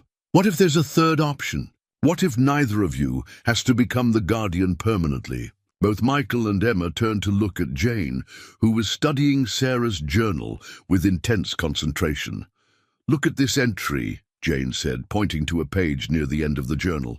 Sarah wrote about the possibility of sharing the Guardian's responsibilities among multiple people. She theorized that if enough threshold walkers could be trained, they could work in shifts, preventing any one person from becoming permanently transformed. Emma's expression shifted from despair to curiosity. Aunt Moira, is that possible? Could the Guardian's role be divided? Moira appeared thoughtful, her ethereal form shimmering as she considered the possibility. It has never been attempted, but the theory is sound.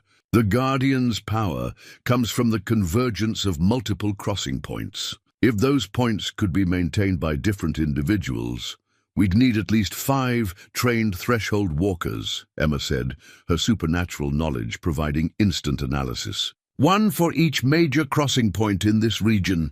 They'd have to work in perfect coordination, sharing the mystical load. Michael felt a spark of hope. Dr. Walsh mentioned other families with these experiences. And you said there are people with latent abilities who just need training. But the training would be dangerous, Moira warned, and it would take months, possibly years. During that time, someone would still need to hold the Guardian's position. Emma straightened, her young face set with determination. I could do that. I could serve as temporary Guardian while you train the others. If I know it's temporary, if I know I'm building something that will eventually free me, I can handle the isolation. No, Michael said firmly. Emma, you don't understand what you're offering. Even temporary service as Guardian would change you. You'd age differently, think differently. You might not want to give up the role once you've fully accepted it. Then we need to work fast, Jane said. How long do we have before Emma's transformation becomes irreversible? Moira's expression was grave.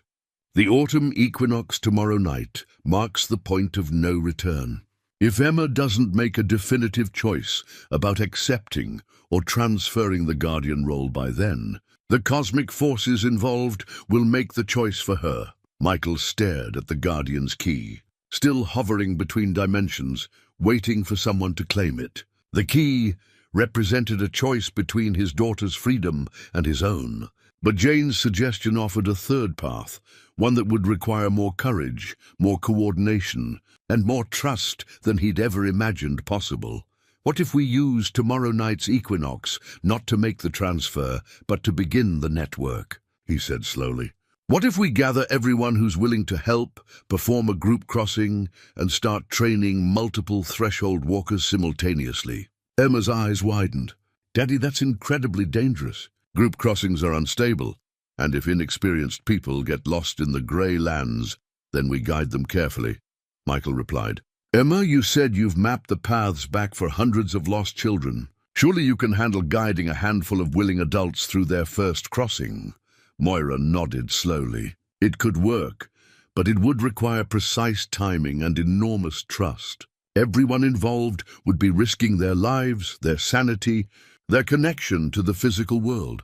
But if it succeeds, Jane added, Emma could eventually return to being a normal child, and the Threshold Walker Network would be able to help lost souls more efficiently than any single guardian could. Michael looked at his daughter across the dimensional divide, seeing hope blooming in her supernaturally aged features. Emma, what do you think? Are you willing to serve as temporary guardian while we build something better? Emma was quiet for a long moment, consulting with knowledge that came from her growing connection to the cosmic forces she was meant to serve. Finally, she nodded. I can hold the role for up to 6 months before the transformation becomes permanent. But Daddy, if this doesn't work, if we can't train enough people in time, then I'll take the Guardian's key and accept the role myself, Michael promised. I won't let you be trapped forever. The Guardian's key pulsed once more, then faded from view, as if acknowledging that the immediate crisis had been postponed rather than resolved. Tomorrow night, Moira said, we attempt something that has never been done before, a collaborative approach to cosmic responsibility. As Michael and Jane drove back toward town, the 3 crossing stones wrapped safely in his jacket and Sarah's journal clutched in his hands, Michael felt the weight of an impossible gamble. They had less than 24 hours to contact potentially gifted individuals, convince them to risk everything on a supernatural theory, and coordinate a group crossing that could either save Emma or trap them all in the grey lands forever. But for the first time since discovering Emma's diary, Michael felt like they were fighting for something more than just his daughter's return. They were fighting for a better way, a sustainable approach to the supernatural responsibilities that had destroyed too many generations of his wife's family. As his wedding ring and pendant pulsed in unison, Michael thought he could feel Sarah's presence, approving of their choice to seek a path that prioritized both service and family, duty and love. Tomorrow night would determine whether their gamble paid off, or whether the cosmic forces that governed crossing between worlds would claim another generation of the Blackwood line. The next morning, Michael's house became an unlikely headquarters for supernatural recruitment. Jane had spent the night calling Dr. Walsh and requesting contact information for the families who had experienced similar disappearances. By dawn, they had a list of 7 potential candidates, people who had either lost children to mysterious circumstances or reported supernatural experiences themselves. Michael made the phone calls personally, knowing how insane his pitch would sound. Mrs. Rodriguez, this is Michael Chen. Professor Walsh gave me your number because she said your daughter Sophia went missing for 3 weeks last year and returned with no memory of where she'd been. I know this sounds impossible, but I believe our children are crossing into supernatural realms, and I need your help to bring them all home safely. Surprisingly, Most of the families didn't hang up immediately. The shared experience of losing children under inexplicable circumstances had left them desperate enough to consider even the most fantastic explanations. Dr. Rebecca Walsh arrived at noon, bringing with her a man named David Kim, whose teenage son had vanished from a summer camp 3 years ago and reappeared a month later. Speaking fluent Latin, despite never having studied the language, "I've been researching these cases for years," Dr. Walsh explained as they gathered in Michael's living room. Emma's diary and Sarah's journal spread across the coffee table. What Mr. Chen has discovered about the Blackwood family gifts provides a framework that finally makes sense of these disappearances. Maria Rodriguez arrived with her husband Carlos and their daughter Sofia, a quiet 12-year-old who kept staring at empty corners of the room, as if seeing things others couldn't. "Sofia's been different since she came back," Maria explained. "She knows things she shouldn't know, sees things that aren't there. Her pediatrician says it's trauma, but I think it's something else." Robert and Helen Patterson brought their son Danny, a 10-year-old who had disappeared from their backyard swing set the previous summer and returned 3 days later with detailed knowledge of medieval history and an inexplicable ability to predict weather patterns. The most surprising addition to their group was Detective Sarah Martinez, who arrived unannounced, just as they were beginning to explain the supernatural nature of the children's disappearances. "Mr. Chen, I've been investigating missing persons cases for 15 years, she said, her professional demeanor masking obvious internal conflict. "I've seen patterns that don't fit conventional explanations. Cases where children return with no physical evidence of where they've been, but clear signs of having experienced something extraordinary. If there's a chance that these disappearances are connected to something we can actually address."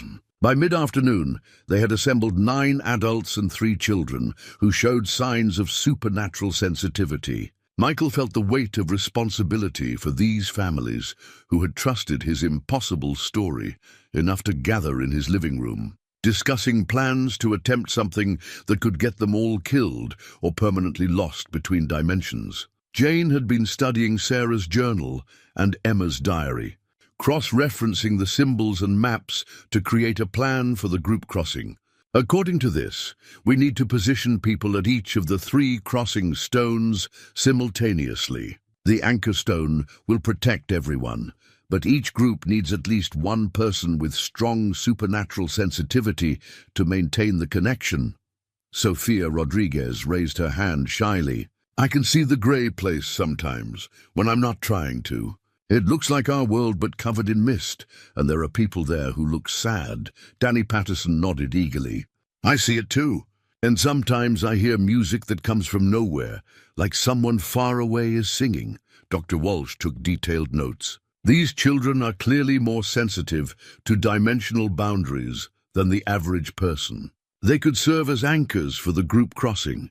As the afternoon progressed, Michael began to feel the scope of what they were attempting. They weren't just trying to rescue Emma, they were potentially exposing multiple families to supernatural dangers that could trap them all in the grey lands. "I need to be honest with all of you," he said as evening approached.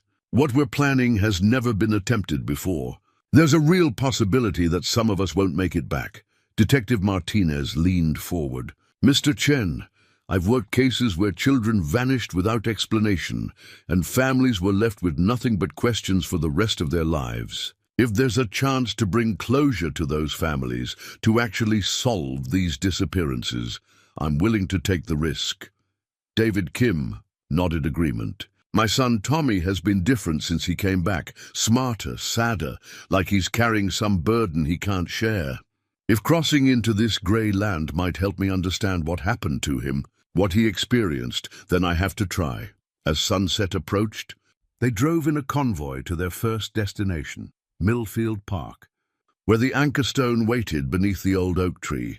Michael carried the stone in a specially designed pouch that Jane had sewn from fabric taken from Emma's baby blanket, believing that items with emotional significance would help maintain their connection across dimensions. The park was empty in the gathering dusk, but Michael could see signs of supernatural activity even without touching the stones. The air shimmered occasionally, shadows moved independently of their sources, and several members of their group reported feeling watched by invisible presences. "The barriers are definitely thinner tonight," Dr. Walsh observed, checking her research notes against the mystical phenomena surrounding them. "The autumn equinox is amplifying all supernatural energies." Michael placed the anchor stone in the center of their gathering circle, and immediately the world shifted into supernatural clarity. Emma appeared across dimensions, but she was no longer alone. She was surrounded by the lost children they had seen before, plus what appeared to be several adult figures who radiated the same ethereal authority as Moira. "Daddy!" Emma called out, her voice carrying easily across realms. "You brought helpers!" The adult figures stepped forward, and Michael realized with a shock that he was looking at other members of the Blackwood family, threshold walkers from previous generations who had become trapped in the Grey Lands and evolved into guardians. Themselves, Michael Chen said, a woman who looked remarkably like Sarah but wore clothing from an earlier era. "I am Eleanor Blackwood, Sarah's great-grandmother. We have been watching your efforts with great interest. This is unprecedented," added a man in medieval robes who introduced himself as Aldrich Blackwood. "Never before has anyone attempted to create a collaborative network of threshold walkers." Moira appeared beside Emma, her expression mixing hope with caution. "The cosmic forces that govern the Guardian role are responding to your group's united intention. The rigid structure that has bound our family for centuries is beginning to flex." Emma looked older than she had even the day before, silver streaks more prominent in her hair, but her eyes shone with excitement. "Daddy, I can feel the network forming already. Each person in your group is creating a connection point like threads in a web. If we can weave them together properly, we could distribute the Guardian's responsibilities across multiple people and multiple locations," Eleanor finished. "It's brilliant but extraordinarily complex." Detective Martinez stepped forward. "What exactly do we need to do?" "First, everyone with supernatural sensitivity needs to establish contact with the Grey Lands," Moira explained. "Touch the anchor stone and open your minds to the dimensional overlay. Don't resist what you see or feel, trust the experience." Sofia Rodriguez was the first to approach the stone. The moment her small hand made contact, her eyes went wide with wonder. "I can see them all. There are so many children, and they're all looking at us with hope." Danny Patterson was next, his face lighting up as the supernatural world became visible to him. "It's like the biggest playground ever, but covered in fog. And there are grown-ups there who look like teachers or librarians."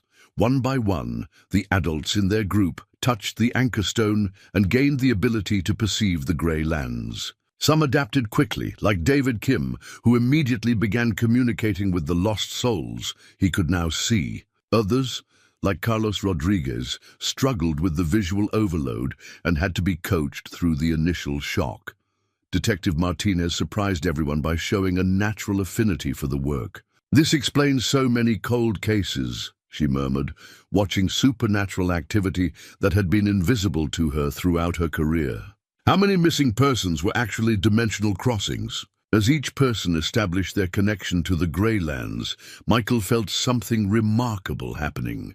The burden that had been pressing down on Emma for months was gradually lifting, distributed across multiple willing shoulders. The network Jane had envisioned was taking shape, creating a support system that no single guardian had ever possessed. But as their power grew, so did the attention they attracted from less benevolent forces. The shadow feeders that had been lurking at the edges of the Grey Lands began pressing closer, drawn by the unprecedented concentration of crossing energy. "We need to move quickly," Moira warned.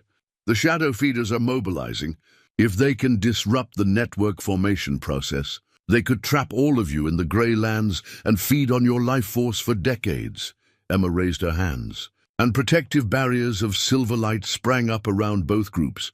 The living humans gathered around the anchor stone and the supernatural entities in the Grey Lands. I can hold them off for now, but we need to complete the network connection before they break through. Michael looked around at the faces of the families who had trusted him with this impossible gamble. Sophia and Danny were chatting excitedly with lost children they could now see clearly. Detective Martinez was taking notes on supernatural phenomena that would revolutionize law enforcement's approach to missing persons cases. Dr. Walsh was documenting everything with academic precision, while the other parents were experiencing their first direct contact with the supernatural forces that had affected their children. "Everyone ready for Phase 2? Michael called out, pulling the vision stone from his jacket. As night fell fully and the autumn equinox reached its peak power, they prepared to attempt something that would either create a new model for supernatural service or destroy them all in the effort. The vision stone transformed their supernatural sight from glimpses to crystal clarity.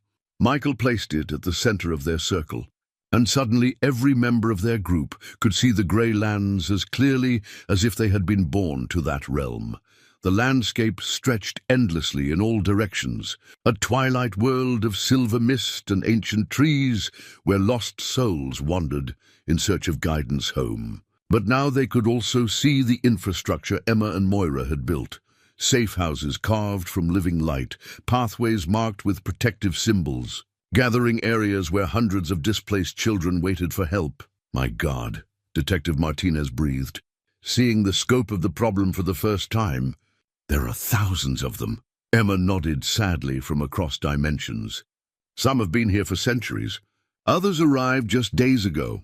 They come from wars, natural disasters, accidents where the barriers between worlds were weakened by intense emotion or trauma." Dr. Walsh was documenting everything, her academic training helping her process the impossible. This explains so many historical mysteries.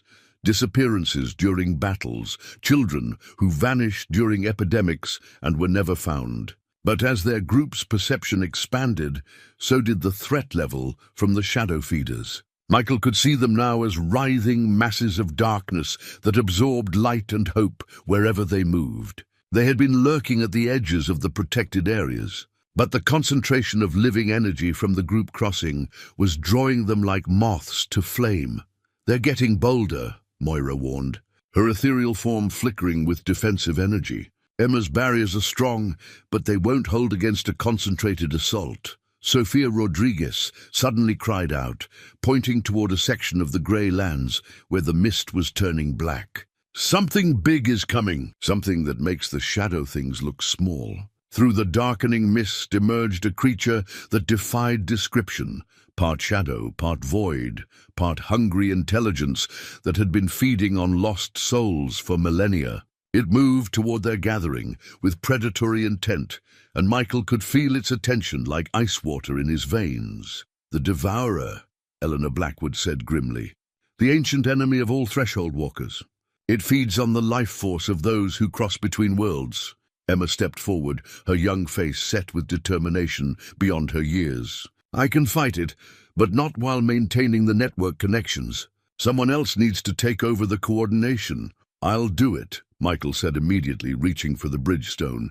"No, Daddy, you're not trained for network management. It has to be someone with natural sensitivity." Emma looked directly at Sophia Rodriguez. "Sophia, you've been crossing accidentally for months. You know the Grey Lands better than anyone except me." The 12-year-old girl's eyes went wide with fear and excitement. "But I'm just a kid." "So am I," Emma replied with a sad smile. "But sometimes kids have to do grown-up things to protect the people they love." The Devourer was moving closer, its presence causing the protective barriers to flicker and dim. Other shadow feeders were gathering behind it, forming an army of hungry darkness that threatened to overwhelm their position. Detective Martinez drew her service weapon, then realized how useless it would be against supernatural entities. "How do we fight something made of shadow?"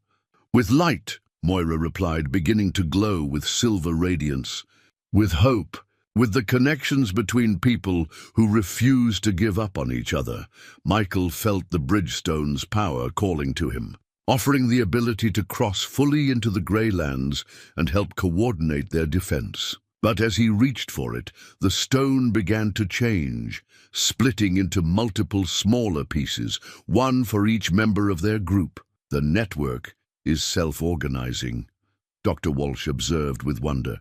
The stones are distributing their power across multiple users instead of concentrating it in one person.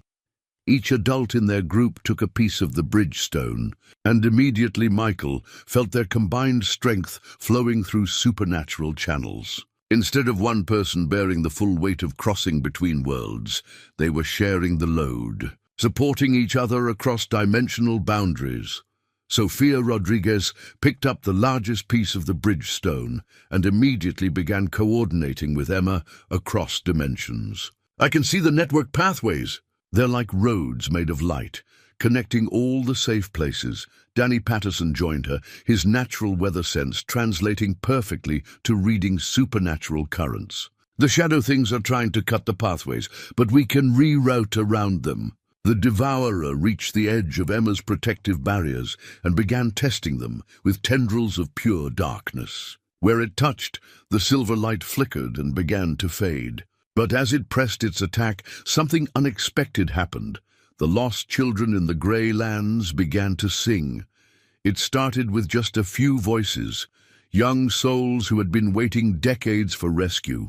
But as the song spread, hundreds of children joined in, their combined voices creating a harmony that resonated across dimensions. The song wasn't in any earthly language, but its meaning was clear: hope, defiance, the refusal to surrender to despair. The devourer recoiled from the sound, its form wavering as if the children's song was somehow disrupting its ability to maintain coherence. The shadow feeders behind it also began to retreat, unable to approach the sources of such concentrated hope and determination. "The children are fighting back," Emma said with wonder. "They're using their combined will to create a defense that's stronger than any individual protection." Michael felt tears streaming down his face as he watched centuries' worth of lost souls standing together against the darkness that had threatened them for so long. These children had found something more powerful than magic or supernatural abilities. They had found each other and the courage to believe that rescue was possible. Sofia Rodriguez stood up in their circle, her small hands glowing with the Bridgestone's power. "I know how to help them. I can open pathways back to their home times. But I need everyone to help me hold the connections stable." Each member of their group placed their hands on their piece of the Bridgestone, creating a network of power that spanned both the physical world and the Grey Lands. Michael felt their combined strength flowing through him, Detective Martinez's determination, Dr. Walsh's knowledge, the other parents' desperate love for their children, and Sofia and Danny's pure supernatural sensitivity. Together, they began opening doorways through time itself. The pathways through time opened like doorways of pure light, each one leading back to the exact moment when a child had been displaced from their proper reality. Michael could see them stretching across centuries, portals to medieval villages, Victorian cities, Depression-era farms, and modern suburbs. Sofia Rodriguez guided the process with supernatural instinct, her young mind somehow able to navigate the complex temporal mathematics involved. "Thomas Fletcher, you're first. I can see your pathway back to 1917. The boy, who had been trapped in the Grey Lands for over a century, stepped forward with trembling hope. "Will I remember being here? Will I remember Emma and all of you?" "You'll remember it like a dream," Emma said gently, embracing him across dimensions. "A dream that taught you never to give up hope, even in the darkest times." Thomas walked through his doorway of light and vanished, returning to the moment he had first fallen through the dimensional barrier. One by one, the other lost children followed, decades and centuries worth of displaced souls, finally finding their way back to their proper places in time. But as the children crossed back to their home eras, the devourer made one final desperate assault. Weakened by the loss of so many potential victims, it threw itself against the barrier, protecting Michael's group, its darkness pressing against their combined light. "It's breaking through!" Danny Patterson cried out, his piece of the bridgestone crackling with unstable energy. The shadow creature surged forward, reaching tendrils of void toward Sophia, drawn by her role as the primary coordinator. Michael threw himself between them, feeling the devourer's touch like ice burning through his soul. But as the darkness enveloped him, Michael discovered something extraordinary. His wedding ring and Sarah's pendant weren't just artifacts. They were anchors, connections to love that the devourer couldn't touch or consume. The creature's darkness passed through him without finding purchase, like shadow trying to grasp sunlight. "Love," he gasped, understanding flooding through him. "It can't feed on love. Only on fear, despair, hopelessness." Emma's voice rang out across dimensions. "Everyone, remember why you're here. Remember who you're fighting for." Detective Martinez thought of all the families she'd helped over the years, all the cases she'd solved, all the closure she'd brought to grieving parents. Dr. Walsh focused on the knowledge they were gaining, the mysteries they were finally solving. The other parents held tight to their love for their children, their determination to protect them from supernatural threats. The devourer writhed and shrank, unable to find sustenance in a group united by love and hope, instead of divided by fear and desperation. With a sound like reality tearing, it collapsed in on itself and vanished, taking the shadow feeders with it into whatever void had spawned them. As the immediate threat disappeared, Michael looked around at their circle of defenders. Every adult was still standing, still connected to their piece of the bridgestone, but they all looked drained by the effort of maintaining the network under attack. "Is everyone all right?" he called out. "Better than all right," Maria Rodriguez replied, tears streaming down her face as she watched her daughter Sophia coordinate the return of dozens more lost children. "Sophia's found her purpose. She knows who she's meant to be now. In the Grey Lands," Emma was saying goodbye to the last of the ancient lost souls, children who'd been waiting centuries for this moment. As each one crossed back to their proper time, Michael could see his daughter becoming less ethereal, more solid, more like the 8-year-old she had been before the calling transformed her. "Emma," he called across dimensions, "are you ready to come home?" "Almost, Daddy. There are just a few more who need special help, children who were displaced so long ago that their home times are hard to reach." Emma looked back at the nearly empty grey landscape, then at Michael, with eyes full of love and gratitude. "But now I know I don't have to do this work alone. Now I know we've built something that will last." Sophia Rodriguez stepped forward, her confidence growing with each successful crossing she coordinated. "Emma, I can help with the really old ones. My sensitivity is getting stronger every minute." Emma smiled, and for the first time in months, it was purely the smile of a child instead of an ancient guardian. "Thank you, Sophia. Thank you all. You've given me back my childhood." The final children crossed through their temporal doorways, each one returning to their proper place in history with new hope and the memory of friends who had refused to abandon them. As the last portal closed, the Grey Lands themselves began to change. Instead of the misty, twilight realm where lost souls wandered in confusion, Michael could see it transforming into something brighter, more welcoming. Rest stops for travelers between worlds, healing centers for those who had been traumatized by supernatural experiences, training grounds for future threshold walkers. "The Grey Lands don't have to be a place of exile," Moira said with wonder.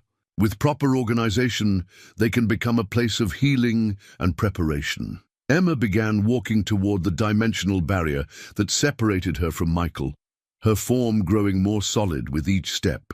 "The network is stable, Daddy. Sophia and Danny can coordinate the day-to-day operations, with the adults providing support and protection. The shadow feeders won't come back. There's too much hope here now. Too much connection between people who care about each other." As Emma reached the boundary between worlds, Michael felt the bridgestone in his hands growing warm. The barrier that had kept them apart for 4 months began to dissolve.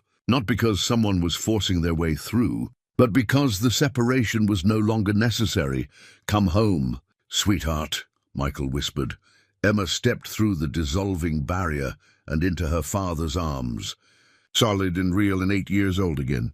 The supernatural knowledge remained in her eyes, but it was balanced now by the simple joy of being a child who belonged somewhere, who was loved and protected and could grow up at her own pace. As the group crossing ended and the supernatural clarity faded, Michael found himself kneeling in Millfield Park with his daughter in his arms and a circle of families who had discovered they could work together to solve problems. "That seemed impossible when faced alone. Did we do it?" Sofia Rodriguez asked sleepily, exhausted by her first major supernatural working. "Did we save everyone?" Emma looked up at her father with sparkling eyes. "We saved everyone, including ourselves, and we built something that will help families for generations to come." Michael hugged his daughter closer, feeling the warmth of her living body against his chest, hearing her heartbeat steady and strong. The nightmare was over, but more than that, it had been transformed into something beautiful, a network of hope that would ensure no family would ever have to face such challenges alone again. 6 months later, Michael stood in what had once been Emma's bedroom, now converted into a communication center for the Threshold Walker network they had established. Emma's new diary, a journal that bridged both worlds, sat open on the desk, documenting the amazing progress they had made. The network had grown beyond their wildest hopes. Dr. Walsh had published a carefully worded academic paper about interdimensional displacement phenomena, which had attracted interest from researchers worldwide. Detective Martinez had established a specialized missing persons unit that investigated cases with supernatural elements. And most importantly, they had identified and trained 12 families with threshold walking abilities, creating a support system that ensured no single person would ever bear the cosmic responsibility alone. Emma had returned to Riverside Elementary as a normal third grader, though her teachers occasionally commented on her unusual maturity and her ability to help other children work through their fears and anxieties. She split her time between regular childhood activities and her role as a consultant to the Threshold Walker network, helping newly identified sensitives understand their abilities. "Daddy," Emma called from downstairs. "Sophia's family is here for Sunday dinner, and she wants to show you the new communication protocol she developed." Michael smiled, closing Emma's diary and heading downstairs. Sunday dinners had become a tradition for their extended supernatural family, a chance for the Threshold Walkers and their children to gather, share experiences, and maintain the personal connections that kept their network strong. Sofia Rodriguez, now 13 and one of the most skilled coordinators they had indeed developed remarkable innovations in cross-dimensional communication. Her natural sensitivity, combined with her analytical mind, had made her invaluable to their operation. "Mr. Chen," Sophia said excitedly as Michael entered the kitchen, "I figured out how to create stable message channels that don't require physical crossing. Look." She demonstrated by placing her hand on a piece of the bridgestone that had been set into a simple pendant. Immediately words began appearing in Emma's diary, not from Emma, but from other Threshold Walkers across the country who were dealing with their own supernatural situations. "We're getting reports from the Portland team about a cluster of missing hikers who seemed to have crossed during a storm," Sophia explained. "And the Dallas group found 3 children from the 1950s who were displaced during a tornado." Emma bounced into the kitchen, her backpack still on her shoulders from an afternoon at the park with friends. A wonderfully normal sight that never failed to fill Michael's heart with gratitude. "Are we doing a group crossing this week?" she asked. "Only if you want to," Michael said, ruffling her hair. "Remember, you're 8 years old first, Threshold Walker second. I know, Daddy, but I like helping. And now that there are so many of us, it's not scary anymore. It's like having the best team in the world." Detective Martinez arrived with her teenage daughter Casey, who had shown remarkable aptitude for tracking displaced persons across dimensional boundaries. "Sorry we're late," Detective Martinez said, carrying a box of files. "We had 3 new cases this week, all of them showing the signature energy patterns we've learned to recognize." Dr. Walsh came in behind them with David Kim and his son Tommy, who had become one of their most effective counselors for children returning from the Grey Lands. Tommy's experience being lost between worlds had given him unique insight into helping others process the trauma and adjustment. As they gathered around Michael's dinner, our table expanded to accommodate their growing supernatural family. Michael looked around at the faces of people who had become so much more than allies in an impossible quest. They had become family, bound together by shared purpose and the knowledge that they were part of something larger than themselves. Jane had stayed in town permanently, serving as the network's coordinator and maintaining the historical records that helped them understand new supernatural phenomena. She raised her glass of wine as dinner was served. "I'd like to make a toast," she said, "to Sarah, who prepared us for this journey even though she couldn't complete it herself." "To Sarah," everyone echoed, and Michael felt his late wife's presence like a warm hand on his shoulder.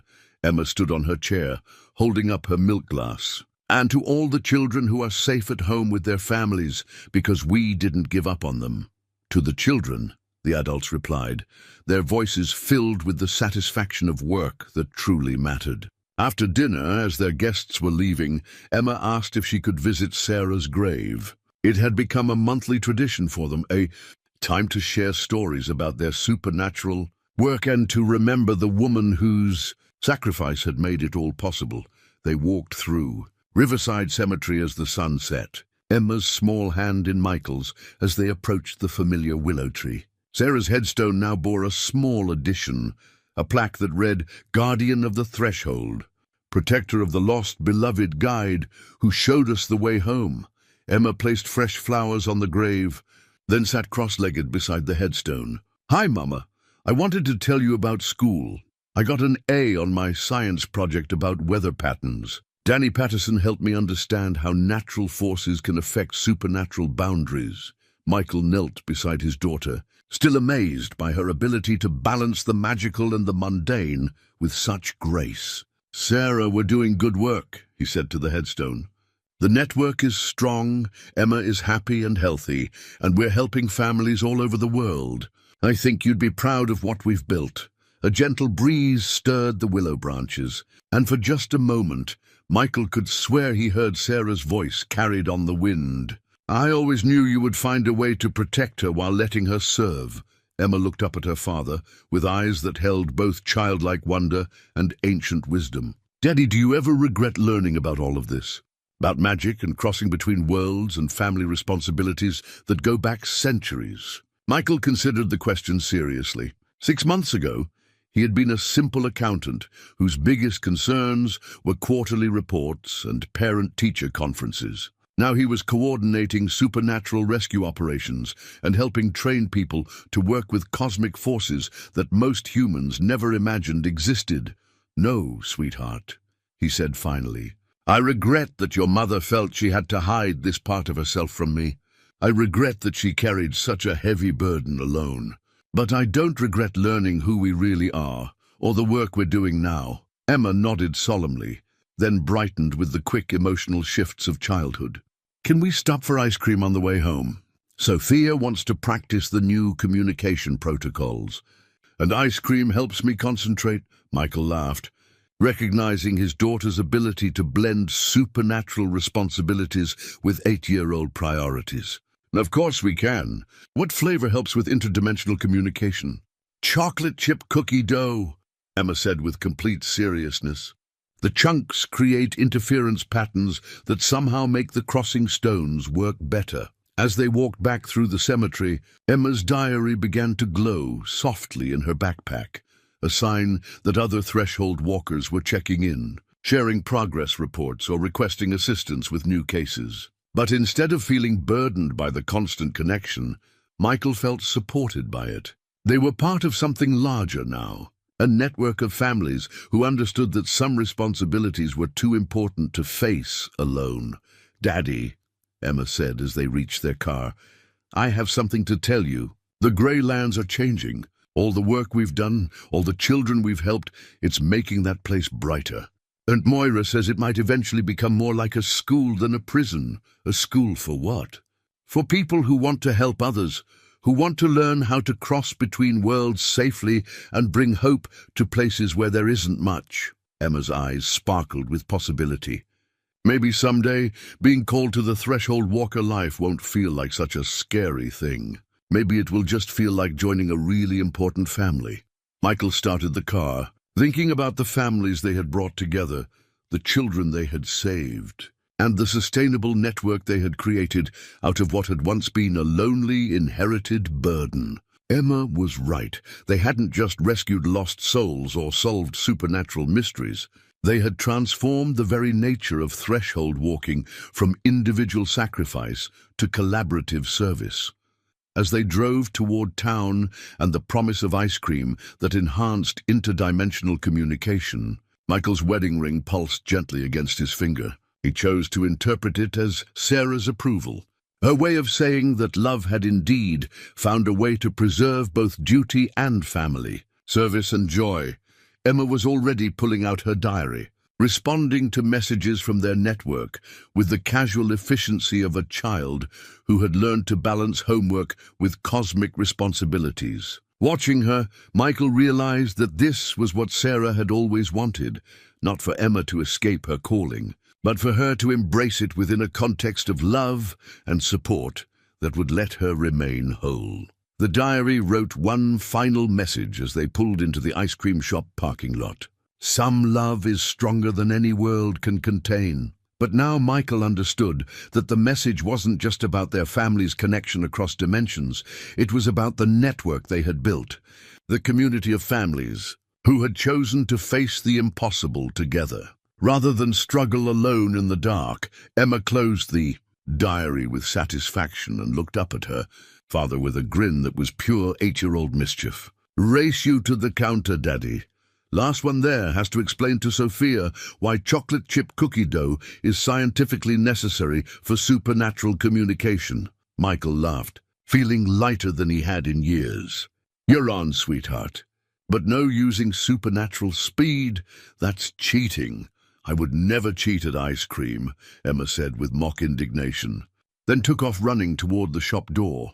As Michael followed his daughter, surrounded by the warm glow of ordinary family moments that had been made possible by extraordinary courage, he knew that Sarah would have been proud of the choice they had made, to transform ancient burdens into shared blessings, to turn supernatural calling into family adventure, and to prove that love really was stronger than any world could contain.